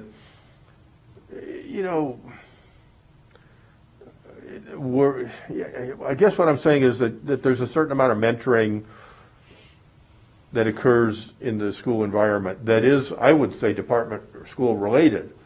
But I want to be clear on that it is school related. So that, again, it's for discussion because I'm torn on this as well. Comment, Vice President Manello? Thank you, Madam President. The way I interpret it is that as a teacher, as I was for all those years, any moment that's a teachable moment you grab onto, whether it's your subject matter or, look at them building that building next door. Whatever it is, and that's part of education. Maybe I'm wrong, but I think education isn't just in our areas. I think it's a bigger picture of education. Thank you. Okay. Thank you, Vice President Manello. Other comments? I think you kind of talked yourself to where my only comment on it really is towards the end of that is, I think any of that, if you're in a mentoring relationship or an advising kind of relationship per se, would fall under limited to education. I don't. And when I read this, right, and now read it again through this, I didn't feel as though, that means someone who's talking to their mentor about should they play sports in college? I don't know, whatever it is, right? Or should they get a job because they want to do school, but they want to get a job or whatever, right? That might not be specific to this is a chemistry class. I didn't feel like that was restrictive when I read that. I think because it's education or school related, it didn't feel restrictive to me in reading that. You said you wanted to, that's my yeah, and I agree. I think I'm okay with it. It was for discussion. Again, I just kind of pictured hypothetical. Mrs. Smith, I heard you're in the Guard, and I'm thinking about going into the military afterwards. What's your feedback on that? Mm-hmm. Et cetera. Mm-hmm. Okay. Other comments, questions you had about that? No, I think I'm good. Okay. All right, so we've made one change. Are there, Dr. Nicolette? Totally different. I've read this several times, this word, page 1, under 1, volunteers. It just doesn't, it's rubbing me wrong. Help me understand why we need that in there. And I'm going to tell you what really rubs me wrong is, I'm looking at my book. Let me go back up here. So. Yeah, I'm trying to find you. Okay. Just to be sure, we're on 4550, right? Yes. Okay. This would be on the right policy. You That's know good. Me. I'm on page 1, number 1. It starts, employees refers to all district employees and volunteers. And then when I kind of flip back here and I look at, well, let me just tell you what I thought, is that, so I'm a mom, I volunteer, my daughter has a friend in the class I'm volunteering, and I know that mothers and fathers and grandmothers, etc., who may volunteer, may be on social media. They may be friends, Facebook friends. So, and I would never want to stop that because there's good things that happen. So that to me suggests then that volunteers are kind of beholden to this same thing as an employee. And although their conduct must be appropriate, it kind of pushes it into a different realm for me.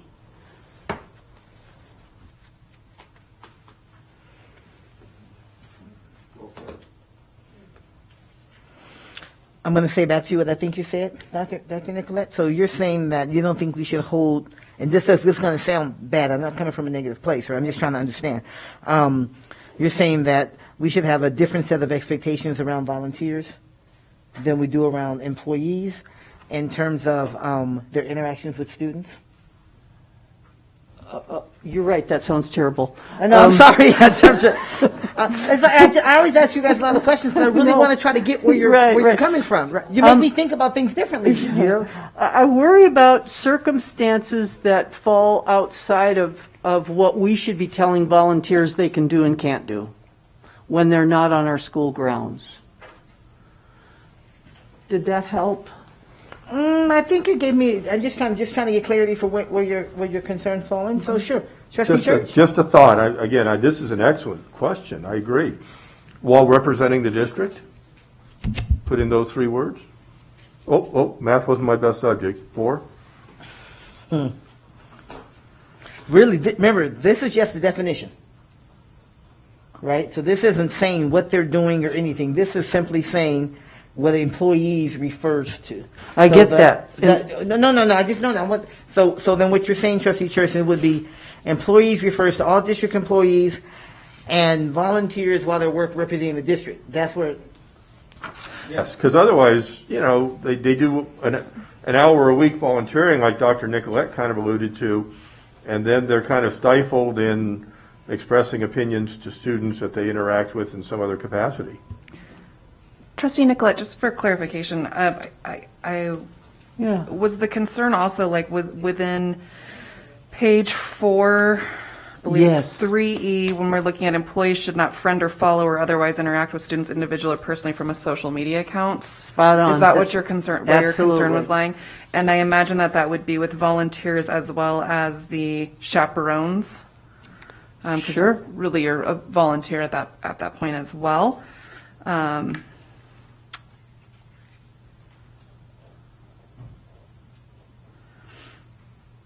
Thank you for finding that exact place. And I do want to be careful here because, I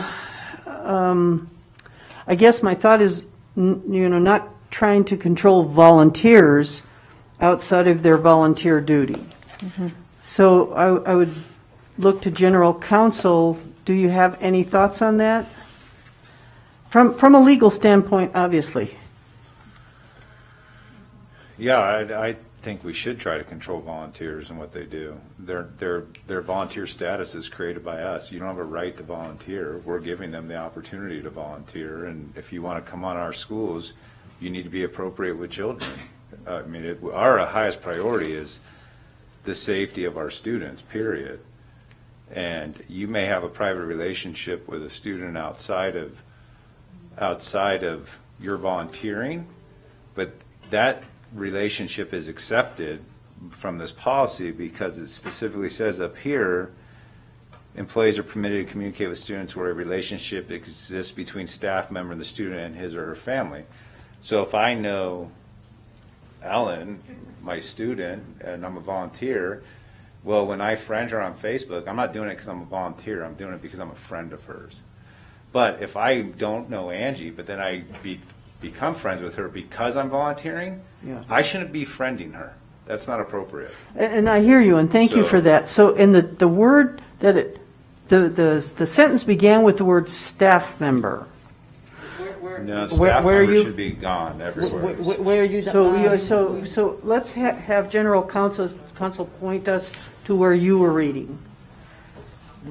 I'm reading, employees are permitted to communicate with students where a relationship exists between the staff member and the student and his/her family. Okay, say page 2, yes. So that covers that. Right. Okay, so if Diane is in the classroom and she's helping, with history, mm-hmm. and Angie, my daughter's friend's in the classroom, and we're Facebook friends, and we after the class is over, she may Facebook me and say, "So you did a great job in class today. I hope you'll come back." That's fine. I think that's fine because the relationship existed prior to your volunteering.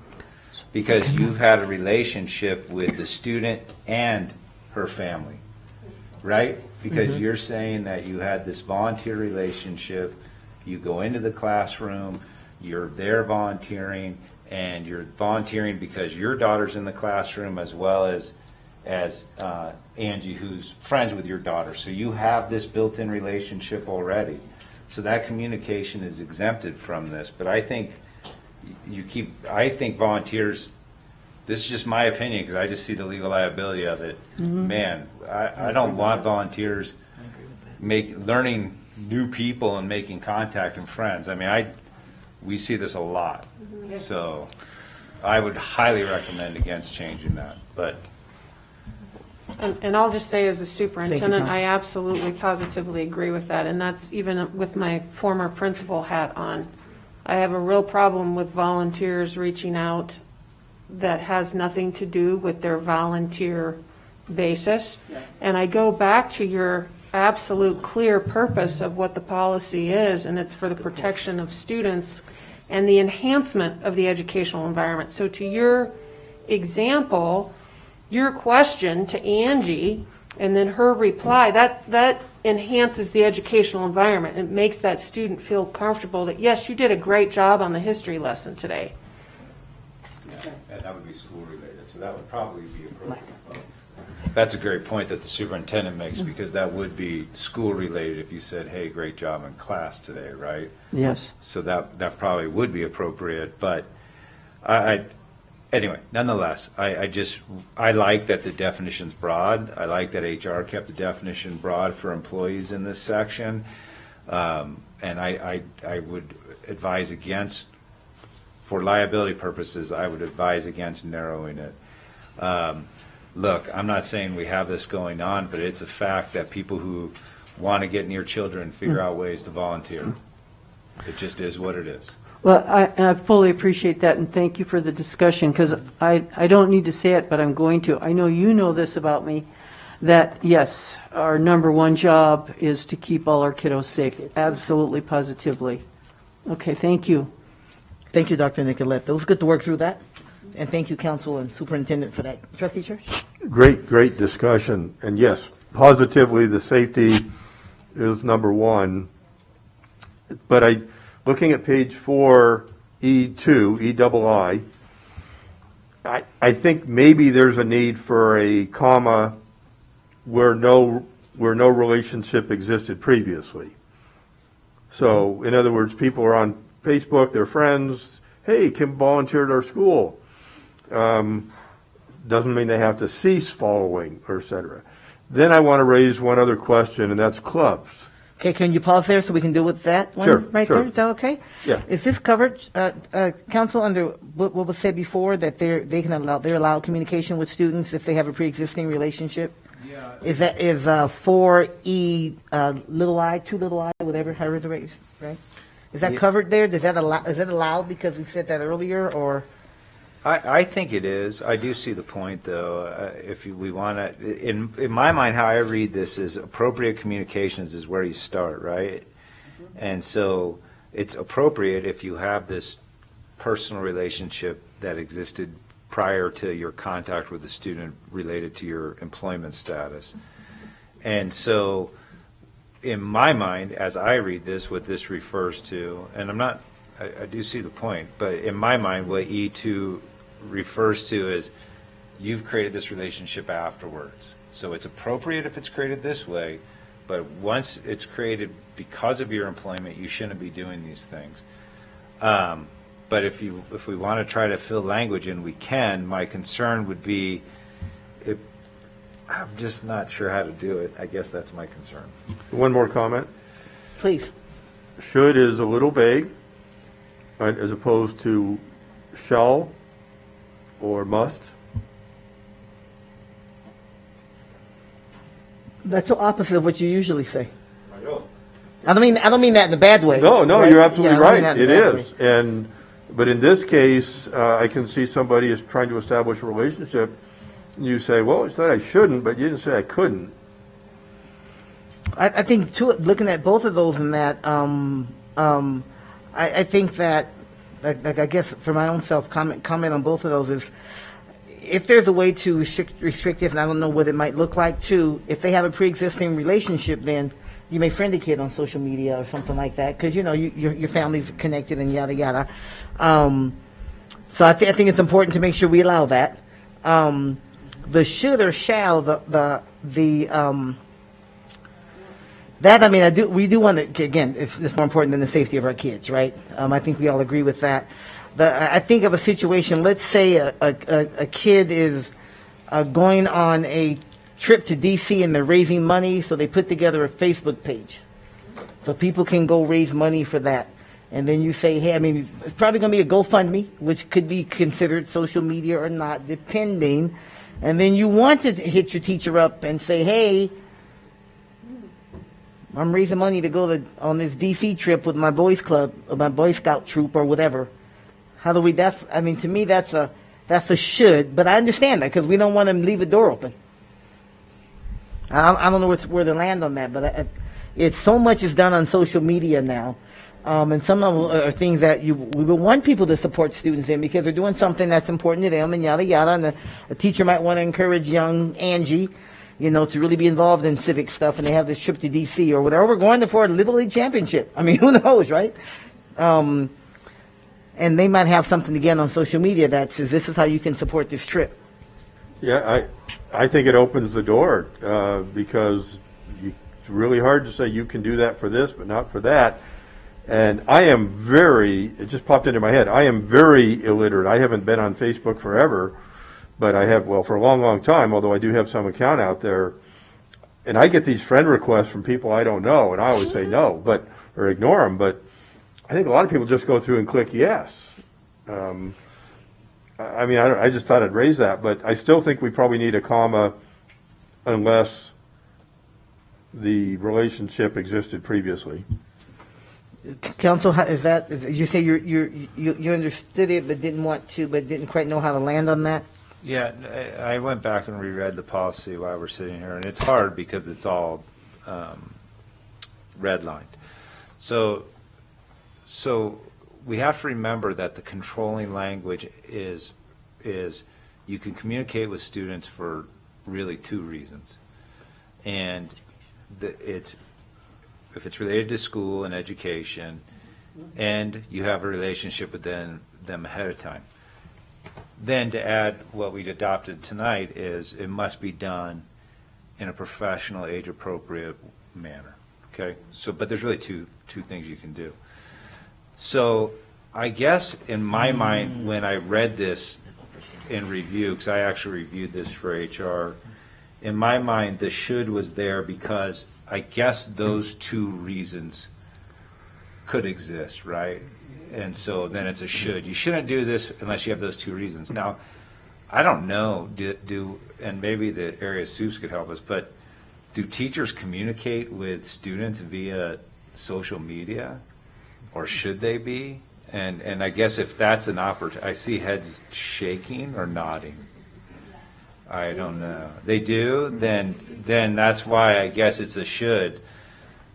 Wait, I'm sorry. We have a parent and the trustee saying yes, if they do. We have two area soups. I didn't get what you were doing, Deb. I didn't follow that. Saying no, they shouldn't. So let's get a little feedback. Trustee Smith, and then one of the area soups. Come on up and help us with this. Well, I mean, some of our principals do, but they do it within the two areas that General Counsel Rombardo outlined. So although that communication is taking place, it's clearly within the realm of what he's defined as allowed by the policy. And so it's just that clarification. Yes, it does happen. Yes, I have seen it, but it is well within the guidelines that Mr. Rombardo has outlined. Well, no, I think, and as you say this, I know there are a couple of principals, one in particular whom I won't name, who's very, very active on social media, and I know there's some interaction with students because this particular student principal is always talking about what's going on at the school and encouraging activities and this team and that award and this, and part of the language and part of it is, okay, let's go and then say whatever the mascot is. So realizing that this principal, talking to students and part of their family, so that it's just but I think it goes back to whatever the overline is. It's appropriate to school. I think that might be where the line is on that. As I think about it, it's like, wait a minute, I've seen that on social media, right, all the time. And but here's part of it. If you're a principal that's how kids communicate. Yes. Yeah, and that's, I mean, there are announcements on there, schools closed, and when we were in the hybrid schedule, it was, this is A day, this is B day, make sure you wear your whatever. I mean, so clearly speaking to students. So clearly there's some social media, I'm following you, you're following me, kind of thing going on. You might just be old, Trustee Church, that there's so much more of that going on. I mean, I don't mean that in a bad way, right, Joe? I mean, I just say that because you said you aren't on it, so it might just be a way we don't communicate as much, right? I see. Okay, wait, but I asked the area superintendent to come forward. So Ms. Ford? Thank you, President Taylor. So exactly as Trustee Smith outlined, we do have principals that have channels on social media to encourage and promote their school sites. There are interactions on some of those school sites with students and parents, but it is a school-based site. As far as the not friending and following otherwise, well, that would be on personal accounts. So when we're shaking our head no to personal accounts, but yes, when they have their school-based social media to promote the schools, right? We want to be able to communicate with our community via the best means possible. And some parents are looking at the social media accounts for what's happening today, what's happening next week, because that's quick for them to be able to do that. So that's just one mode of communicating, as Trustee Smith said. Thank you very much, Ms. Ford. Trustee Rodriguez? Speaking as a parent/trustee? Or old guy, not quite sure which. Well, yeah, I get the intent. This is where I see the intent and the spirit of the policy. But for as big as Washoe County is, we're still we have communities within communities within communities. And I think of the more rural areas like Gerlach or something like that, or even, out where I'm at. Like if a teacher moves into the area, joins a church, and befriends a family, I would just hate to see, something that's so innocent, a potential progressive discipline take place. If that makes sense. So I mean, I or even a volunteer for that matter, something that's very innocent. I just hate for this to be used in a situation like that. I get protect children, as a parent, I get that. I hate for there to be any grooming, anything like that. But for something as simple that's, the Gerlach, the smaller areas, or,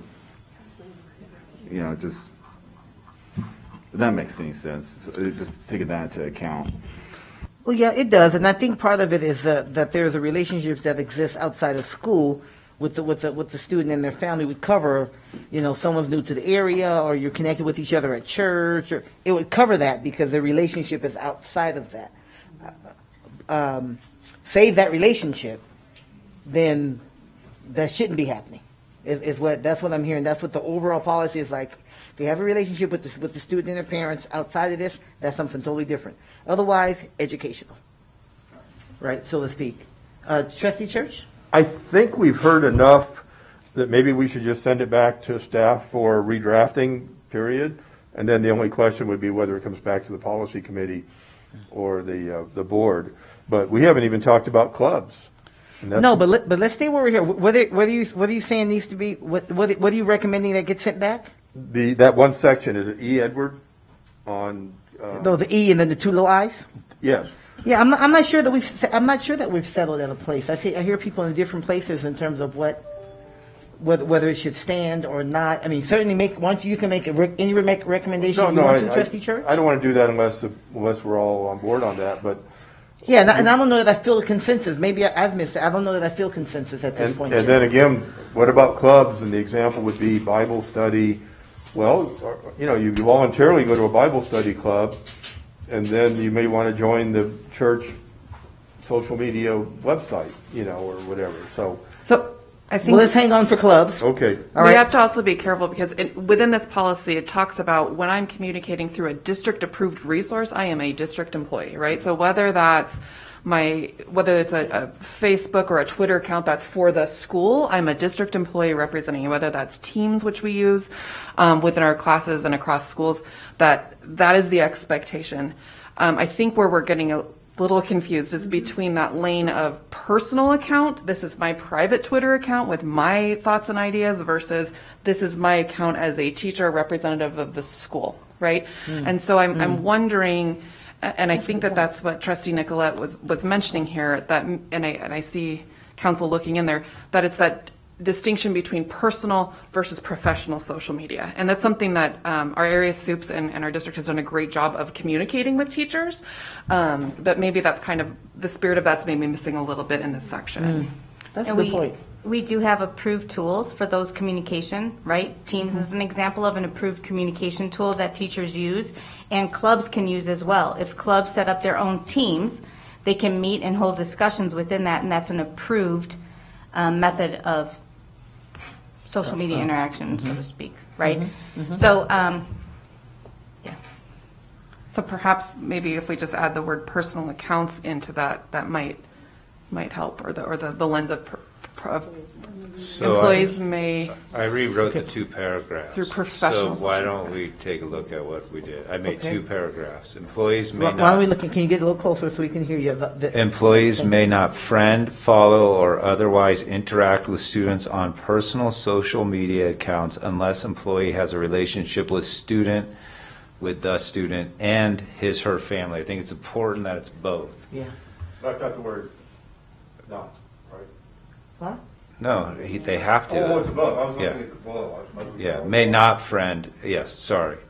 Employees may friend, follow, or otherwise interact with students through professional social media accounts for education purposes, and then it probably should be, and district or school-related communications. So basically, these two, the one that I'm highlighting right now is written above in 1A, and this, the one I'm going to highlight right now, is written above in 1B.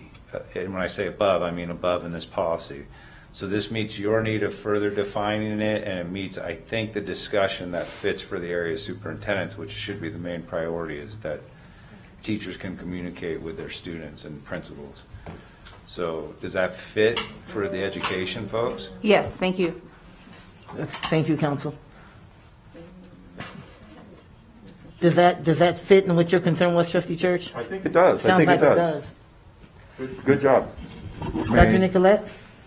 Oh, I mean, that light was on first, and I'll swing back to you. Okay. May I suggest something, and for discussion and feedback, please? But the top one, may not friend, follow, otherwise. I would suggest an outside relationship with the student and his or her family. Just kind of putting it out there for discussion. I think the guidance better clarifies that.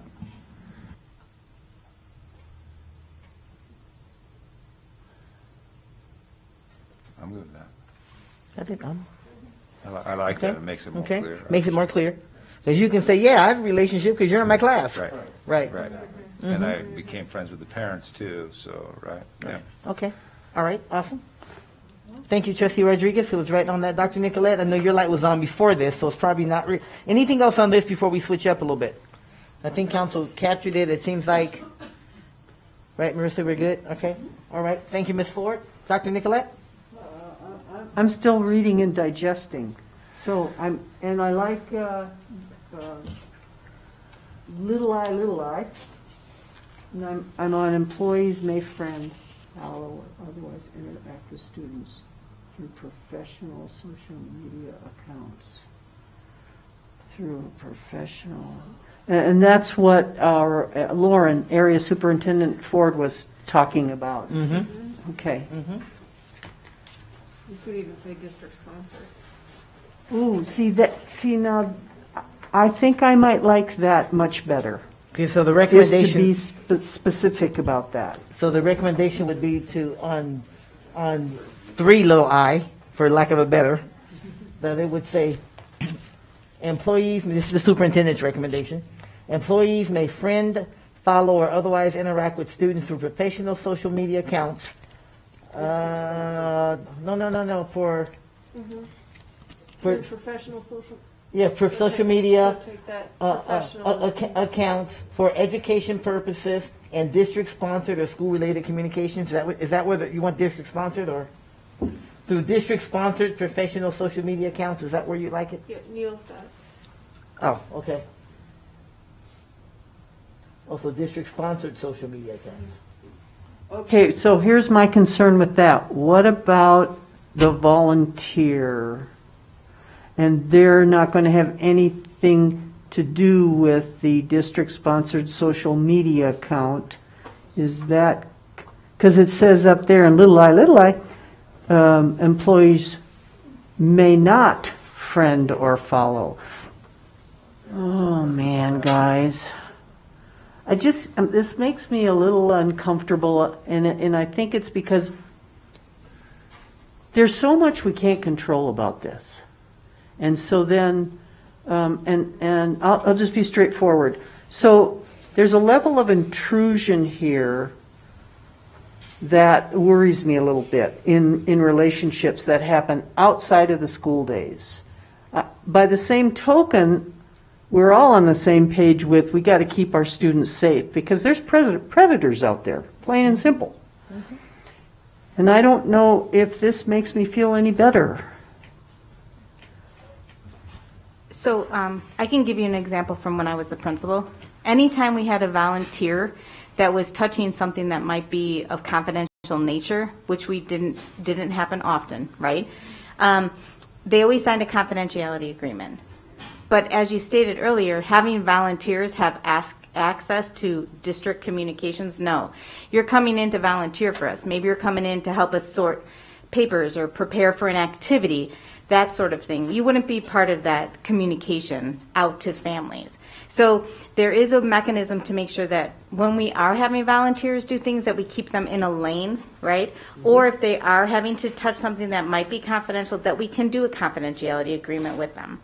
But that would not affect the social media going out from the school. That would be in the control of the teacher, not a volunteer. Right. So here's a bigger question that's really important to me. I sit here and I look at this and I know how I feel, I know what I think, et cetera, et cetera. How are our teachers and our volunteers going to interpret this? That's not the right word. Is this enough to keep our students safe and yet keeps the door open for creating healthy relationships? I think this is quite in line with the messaging that's been sent around expectations previously with our staff throughout over time. This is not something new, and that delineation again between the lanes of private and personal have been clarified and reiterated and reclarified through all layers of the district. All right, thanks, Marissa. And don't go away anymore until we're done with this. Okay, we'll go to council and then we'll go to Trustee Smith.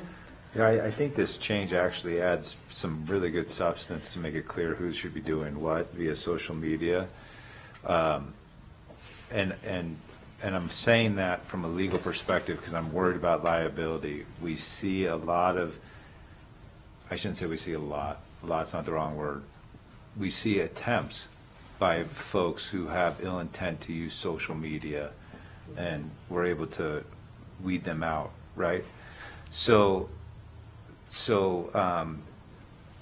in paragraph 2, I spoke with Trustee Rodriguez offline quickly, and I reworded that a little bit. And so I added, because outside relationship, I like that a lot. So, but I thought maybe we do it this way: has a relationship that exists unrelated to the district. So this way, more clear. This is more clear. It's even more clear. You had a relationship that existed that was unrelated to the district, and that's how. That's why you're able to friend on your personal account. If you don't have that, if your relationship was created because of the district, then you shouldn't be using that personal account to have this type of social media contact. At least not while the students in school. And that covers enrolled. Church. You meet someone at church and so on, and you have now you join the choir, and this teacher is the music teacher at school, and they're in charge of the choir at church, and that covers that type of thing, if you will. Exactly. We haven't gotten to clubs yet, Trustee Church, so hang on, I haven't forgotten that. Trustee Smith. I really like that rewrite on II.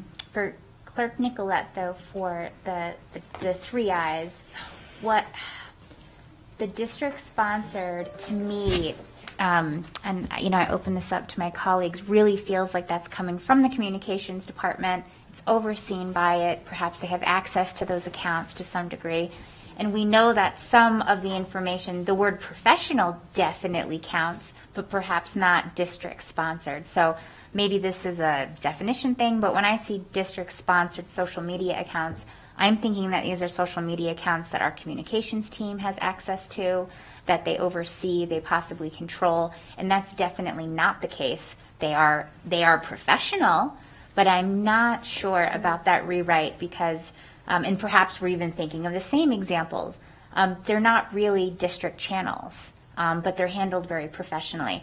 I point that out because I do believe that for the school leaders that have them and are using them professionally, I don't want to micromanage them too much in that regard. I do believe that there is a degree of professionalism that they are showing. So I think the original word of professional social media accounts still protects us in that way. But again, that's just the way that I was reading that change. So you may be, I'm just going to, I always try to put it back into some other words as we get comments because it's very good conversation. So it may be more about, you're looking at triple I. Yep. Right. I just like the original through professional social media accounts. Would it if it were both? Because I think it does. If it were professional Both would be great. and or district-sponsored social media accounts. Perfect. And that would be such and such a high school has an account, and we're putting everything out there on this is what the railroaders are doing, or this is everything happening with the Hawks and yada yada, or whatever, whatever. So what does that look like if it were professional? Up there. Oh, I'm on it. yes, you are. Which and or is that what your recommendation is? Microphone, please, ma'am. Thank you, Madam President. I was just thinking and or does, oh, you magically did that. Never mind. Okay. Good conversation. More on this. We're honing in on E. I think it's E. Yeah, E double I and E triple I. Okay, looks like we're honing in. Anything else on these? Well, it seems like they're related.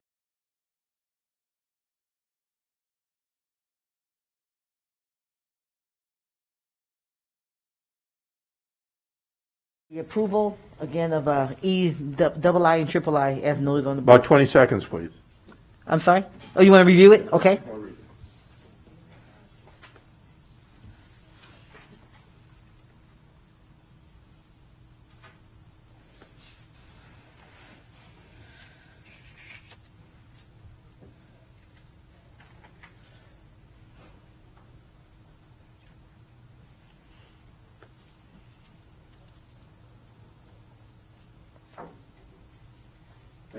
Okay, all good? Everyone else good? All right. All those in favor of the motion to approve E double I and triple I as noted on the board, please indicate so by saying aye. Aye. Opposition? All right, the motion is carried. The record show it is unanimous. You are released. Yay! Oh yeah, that's just that part. That part, yeah. So now as changed. Anything else on this? I'm sorry, thank you. I got too excited. Sorry, easy. easy. Sorry. Sorry, Marissa, sorry. All right. So now we're looking for, unless there's anything else on board policy 4550, unless there's anything else, I'm looking for a motion to move it forward as revised. So moved? Okay. I'm sorry, I was reading through and I should have caught this when I did the legal edits. I'll take responsibility, but can we add the standard language that the superintendent can adopt administrative regulations? Oh, that's standard. Right, but it's not in here, and so we want to include it unless you don't want to, so may we get a motion to Okay, so we add- need a motion just to include the standard language regarding superintendent adding regulations. I do have a question about that. No, I said,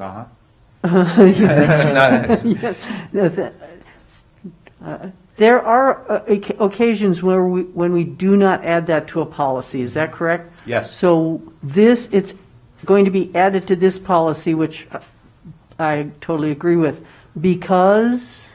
I would suggest because of things such as the area superintendents want to say, we're not willing for, I'm only using this high school as an example, okay, so no one get upset. Sparks High School, you can't use Facebook anymore because we don't like Facebook because it creates predatory issues on advertising, right? So those type of minutiae and that type of detail needs to come from the superintendent down. So she might say in an administrative regulation, you are not to use any social media that practices this type of data collection, for example, and then list them out. So that type of specificity. Non-approved vendors. Thank you. Not approved vendors. Yeah, non-approved vendors, that's part of it too, sure. All right, so looking for a motion to add the standard language regarding the superintendent and administrative regulations. Okay, I got a motion by the vice president. Second, because you were leaning in, thank you. Thank you, by the clerk, Vice President Minetto and Clerk Nicolette. Discussion? All those in favor, please indicate so by saying aye. Aye. Opposition, motion carries. Let the record show it is unanimous. Now we'll look at 4550 in its entirety as amended. If it is the pleasure of the board to move this forward to the regular meeting of the Board of Trustees to be considered for preliminary approval. Okay, motion by Trustee Smith, second. Second by the Vice President. No further discussion. All those in favor, please indicate so by saying aye. Aye. Opposition? All right, the motion carries, and it is unanimous. Thank you very much. Now you're yay, Marissa, yay. Thank you very much. Thank you all for all of your hard work Nice job. in HR. Thank you. You know, we have 3 of these left. Real quick, can we take a quick break? Because I think we need a little personal relief break. We've been at it for 2.5 hours, so. All right, so why don't we just make a quick 10 minutes? Because, you know, it takes 10 minutes for the area superintendents to get in position. No, I'm kidding. 10-minute recess. We'll be back in 10 minutes.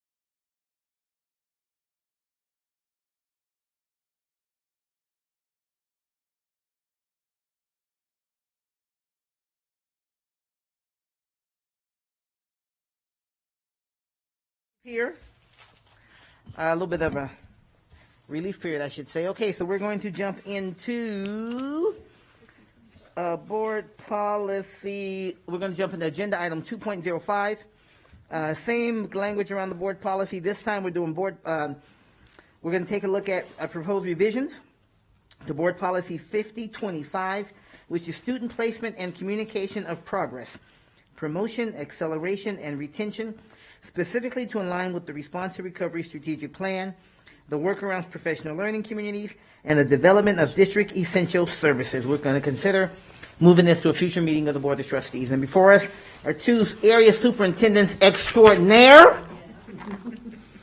Ladies, thank you. Thank you, President Taylor. Lauren Ford, for the record, Area Superintendent. And as you stated, we're here to discuss Board Policy 5025, Student Placement and Communication of Progress, Promotion, Acceleration, and Retention. The purpose of Board Policy 5025 is to affect academic placement, promotion, acceleration, and retention discussions have on students and families. You will see that we did remove a section of the purpose statement. As this part is indicated later on in the policy under 9A and 9B. Under policy bullet 1, you will see changes in language to align with our essential standards and the PLC work K-12, removal of the minimum student attendance requirement, that will align with board policy 5400, the removal of that. And section 4. Also, you will see items for suggested removal that will be aligned to an administrative regulation in the future. When we were reviewing this policy, we did collaborate with student accounting and our attendance department. Thank you. Okay. Questions on this? We see there are some strike-throughs. Primarily, it looks like we're lining things up and moving things from out of this policy into another policy, right? Or because it was already in another policy. Some of this was in another policy, but also because some of it is more suited for a regulation, not in a policy. Yeah, that's part of the cleanup we've been doing, the staff has been doing, this whole way Correct. through, so. Questions, comments on this? Trustee Church going first? Yes, I said that on again. purpose, just because you said it earlier. Page 4, and this is the only thing I'm seeing so far. I looked at this before. But page 4, C, B, C. If it is believed a student's going to fail a course, at what point how many times does this create an undue burden on the teachers? They fail the first test, but they've got 5 more. Is that definitive enough? So we do have procedures in our district where we send out progress reports. We also send out academic warnings that are written in. Also, teachers reach out to parents to notify a failure. So we have some systems that are generated right from Infinite Campus to families, and we also have the teacher's ability to reach out. So the burden is not that much. Mm-hmm. So no additional burden on that. No. And a couple of notifications. We want parents to know if Right. their students are going to, so they can hopefully get involved and And encourage you them can to do also better. set up your phone so that Infinite Campus bings you every time a grade posts. So then you see bing, bing, bing, bing, bing, and you know exactly what your child is doing. Right. Some of you may recall, I think it was student trustee Ivy when she was here, was just getting her grades. They were talking about the Infinite Campus, and she had just looked on her phone and saw her grades. She had gotten that ping. Yeah. So, Dr. Nicolette? Yes, thank you. And so page 4, retention, just to start us. And then over to page 5, you've got A, and then you have little I, and we got rid of double I. And I just was wondering about parents. So retention, is there typically an effort in consultation with parents about retention? Correct, it's written in there, right? Progress between school employees and the student's parents in which the student's level of performance and ability and function academically, socially, emotionally will be considered. So usually there's a meeting held by the principal, the counselor, the parents, all involved in a meeting to discuss academic progress, looking at essential standards, looking at mastery of content. And I would tell you with our programs that we have now, there are plenty of interventions that we need to put in place before we consider retention, right? Would an intervention time period help with the student? Would another after-school tutoring help with the student before we jump to retention? Thank you. And that would be identified in the administrative regulations. Correct. Okay, thank you. Other comments, questions? You can see the parent and guard is involved in it, right, in this piece right here. Okay. Anything else on this policy that jumped out as you reviewed it? Okay. Seeing none, then looking for a motion from the board.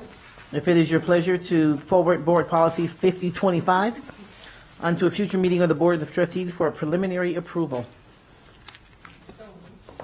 Moved by Vice President Minetto. Is there a second? Seconded by Trustee Rodriguez. Any further discussion? Do we have any public comment on this, Jeannie? No, there's no public comment. Okay, thank you very much. Okay, seeing no further discussion, all those in favor, please indicate so by saying aye. Aye. Opposition? All right, the motion carries. Let the record show that it is unanimous. Thank you. All right, nice job, ladies. Auntie? Yeah, way to be, Gina. Way to be, Gina. She has a notebook and everything. And gave you no help. Gave you no help, Lauren. None. All right, agenda item. On to agenda item 2.06. This is the same board information. This time we're looking at recommended revisions. Let's see, or we forward board policy 5050. This is academic planning, counseling, and student support, specifically to clarify language and reflect current practices. This is to a future meeting of the Board of Trustees, and before us is our Director of Counseling, Catherine Lowland. Good afternoon, President Taylor and Superintendent Dr. McNeil and esteemed members of the trustees. I wanted to speak on behalf of Dr. Lamarca. He wanted to be here. He got called to another meeting, and he wanted me to send his most sincere apology that he didn't get a chance to be here. He was co-presenting this with me. This in particular policy, Board Policy 5050, the purpose of this revision is really to look at some editorial corrections, some formatting, adjust to the board policy's new guidelines and rules. And in addition to that, to look at things as Lauren Ford mentioned before, such as what should be in a regulation and what should be actually in the policy. And we had a lot of things that were more at the regulation level in this policy previously. The last time the board had worked with this policy, you can see was January 15th, 2019. And there was several policies that were combined. Board Policy 4116, Responsibilities and Duties of School Counselors, and Board Policy 6121, Academic Plans. So walking you very simply through this, I wanted to highlight that essentially the first paragraph and a lot of the other components that are in here that were deleted were those conventions that we discussed following the way that it's going forward. We're also looking at 2 NRS requirements, 391-293 and 391-274. These both address duties of counselors, and they are listed and written out here in this policy as they were previously. And that's part of the NRS is where that language comes from. And then you can see the language that was mentioned by Neil earlier about the superintendent adopting a regulation to implement for the purpose of this board policy. And then we added, since our district is a multi-tiered system of support structure, we added some language around that in addition to other intervention and social emotional learning, which are all a part of the American School Counselors Association's rubric and planning that we follow in Washoe County School District, and then deleted all those things that would be otherwise in a regulation and cleaned it up. And that's kind of a walkthrough of those changes. It's a lot that should be, that's better placed in the regulation. Wow. Right, about half of this thing, huh? Yep. All right, let's bring it. First of all, Jeannie, any public comment? No public comment. Thank you very much. Let's bring it back here to the board. Just any discussion or questions on what Ms. Loughton has presented to us on today? Dr. Nicolette? Let me kind of finish chewing this. So just for clarification, it's really for understanding. And we didn't define school counselor because it's just too complex. And so NRS should be the reference. And then just second question real quick. Is it necessary? Is it an assurance, the information that is in the policy under 1B about the very specific number, percentage, 80%? That seems to be so specific. Very specific. So, Trustee Nicolette, for the record, this is Catherine Loudon. Actually, so to define a school counselor has an endorsement from the Nevada Department of Education as a certified position of a professional with a minimum of a master's degree, and there are things that are required in law that they have to become defined as a licensed school counselor. And we can only have school counselors that are licensed, whether we're using them as a sub or using them in their full capacity. one of their responsibilities, or their responsibilities are very much reflected in this NRS. And the numbers specifically come from the NRS to ensure time is spent focused on the counseling and counseling duties. And there were things outside of a counselor's duties that sometimes you'll see counselors do because it falls under that 20%. And I can think of some specific examples such as test proctoring, things like that. It was to address counselors having set time to reach those recommendations of academic, social, emotional, college and career planning that counselors often do that are important for the success of students. 80%, I have not read the entire NRS on this. The 80% is very specific in the NRS. Okay, all right, thank you. Thank you, Dr. Nicolette. Trustee Smith? Humor me on another comma thing.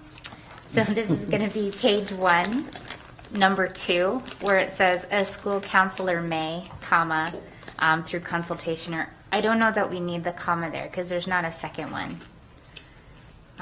So I'll just throw that out there because commas are they're stopping points in comprehension. So I just look for them to make sure that we don't trip anybody up with one. So I don't know that we need that one there, or there needs to be a pair with it somewhere.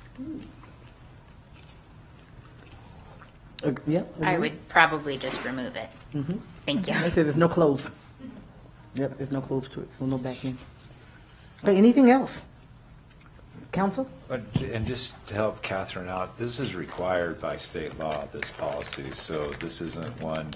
And Catherine was great, so was Paul, and we worked together on this to bring it more consistent with the state statute. We had a lot of, for lack of a better term, fluff about things that you really can't do, or puffing. So I think it's a really good policy, but I wanted to recognize Catherine's effort on this because she did a really good job. Thank you, Counselor, and thank you, Ms. Loudon. Thank you very much, Neil. Yeah, counselors are sometimes fluffy. I just have to say that. I appreciate you reining me in on that. An admitted fluffer. Yes, okay. It's okay. For all the right reasons. That's right. For all the right reasons. An admitted fluffer. All right. Any other comments, questions for Ms. Loudon? If not, if it's the pleasure of the board, looking for approval to forward this as submitted. With the comma change. With the I'm sorry, now that as edited with the comma change. My bad. You should move on that. Yes. Thank you, Trustee Smith. Is there a second? Seconded by the Vice President. Seeing no further discussion, all those in favor, please indicate so by saying aye. Aye. Opposition? All right, the motion carries. The record shows unanimous. It moves forward without a comma. Thank you, Catherine. I love everybody.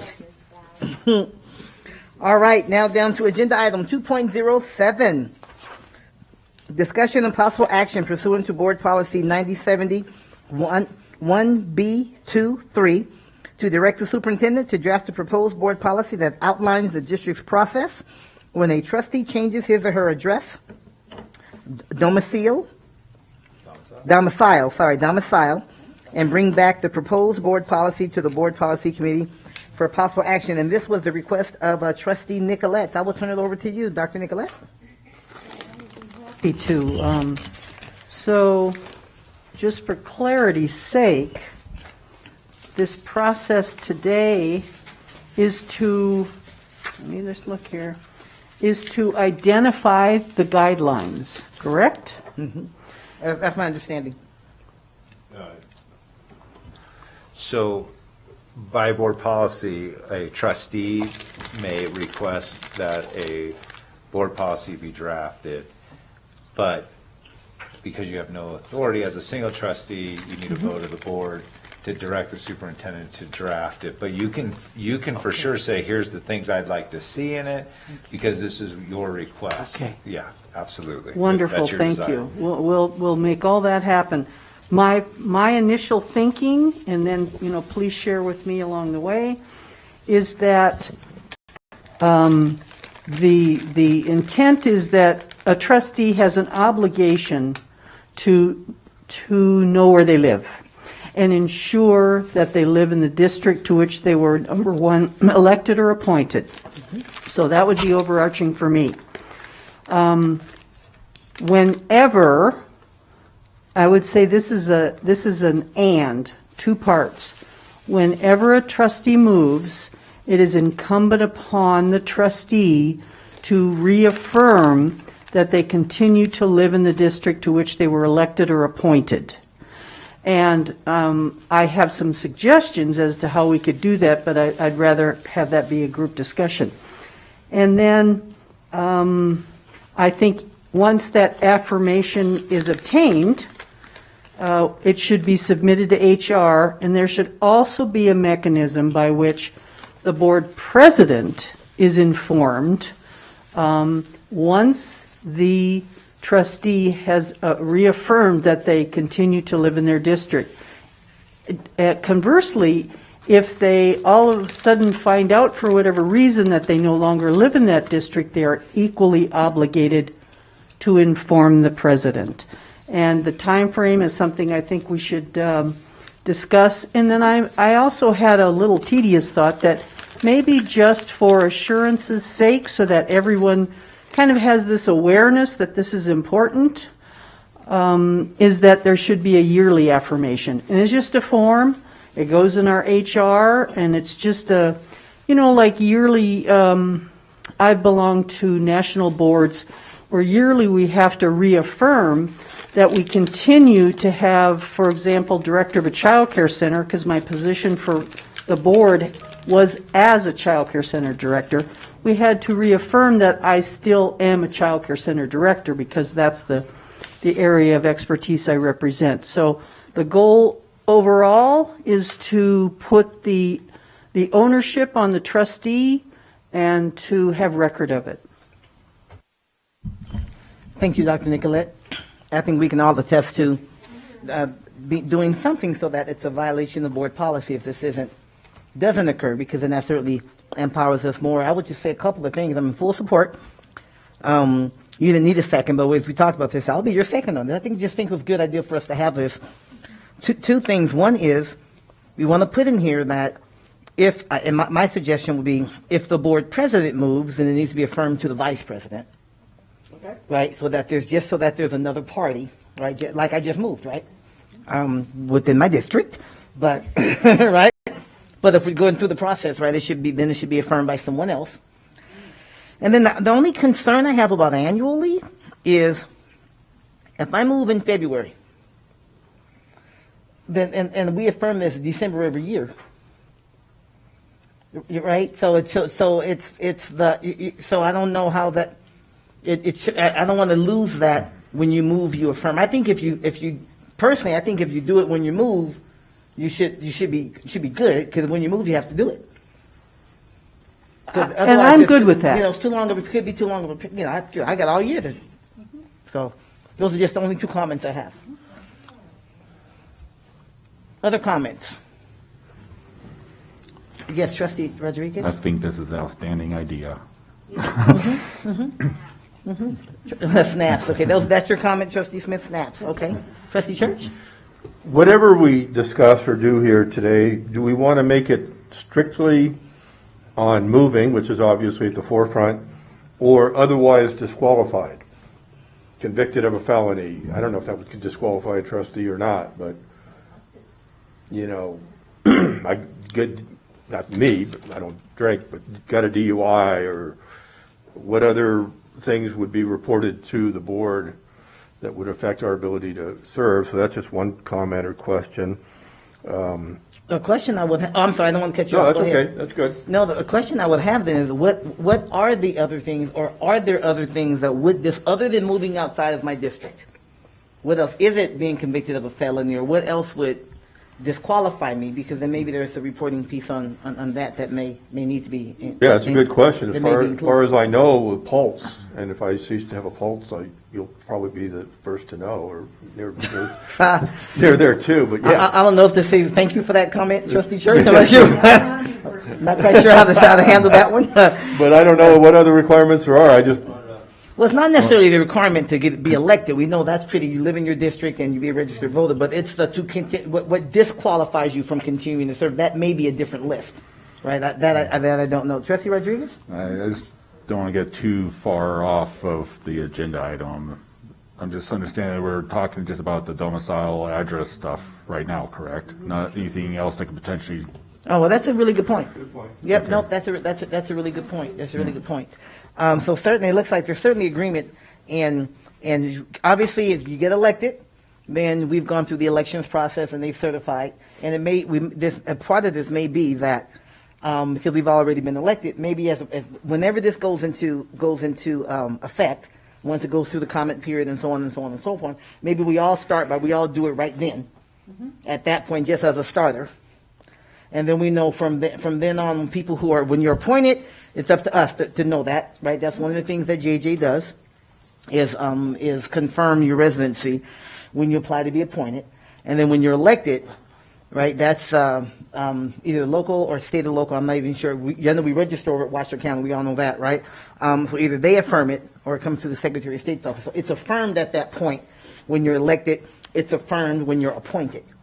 Right, and so maybe as this starts, because we were all elected or appointed, within a certain period of time, some shorter, some longer, that we just go ahead and resubmit that once this becomes into practice, and then from then, it's when you move, you have to do this. That might be a way to take a look at it. Trustee Church? So I'm not sure to what degree, I mean, I don't think anybody ever came to my house and said to verify I lived there when I was elected. It's just kind of assumed.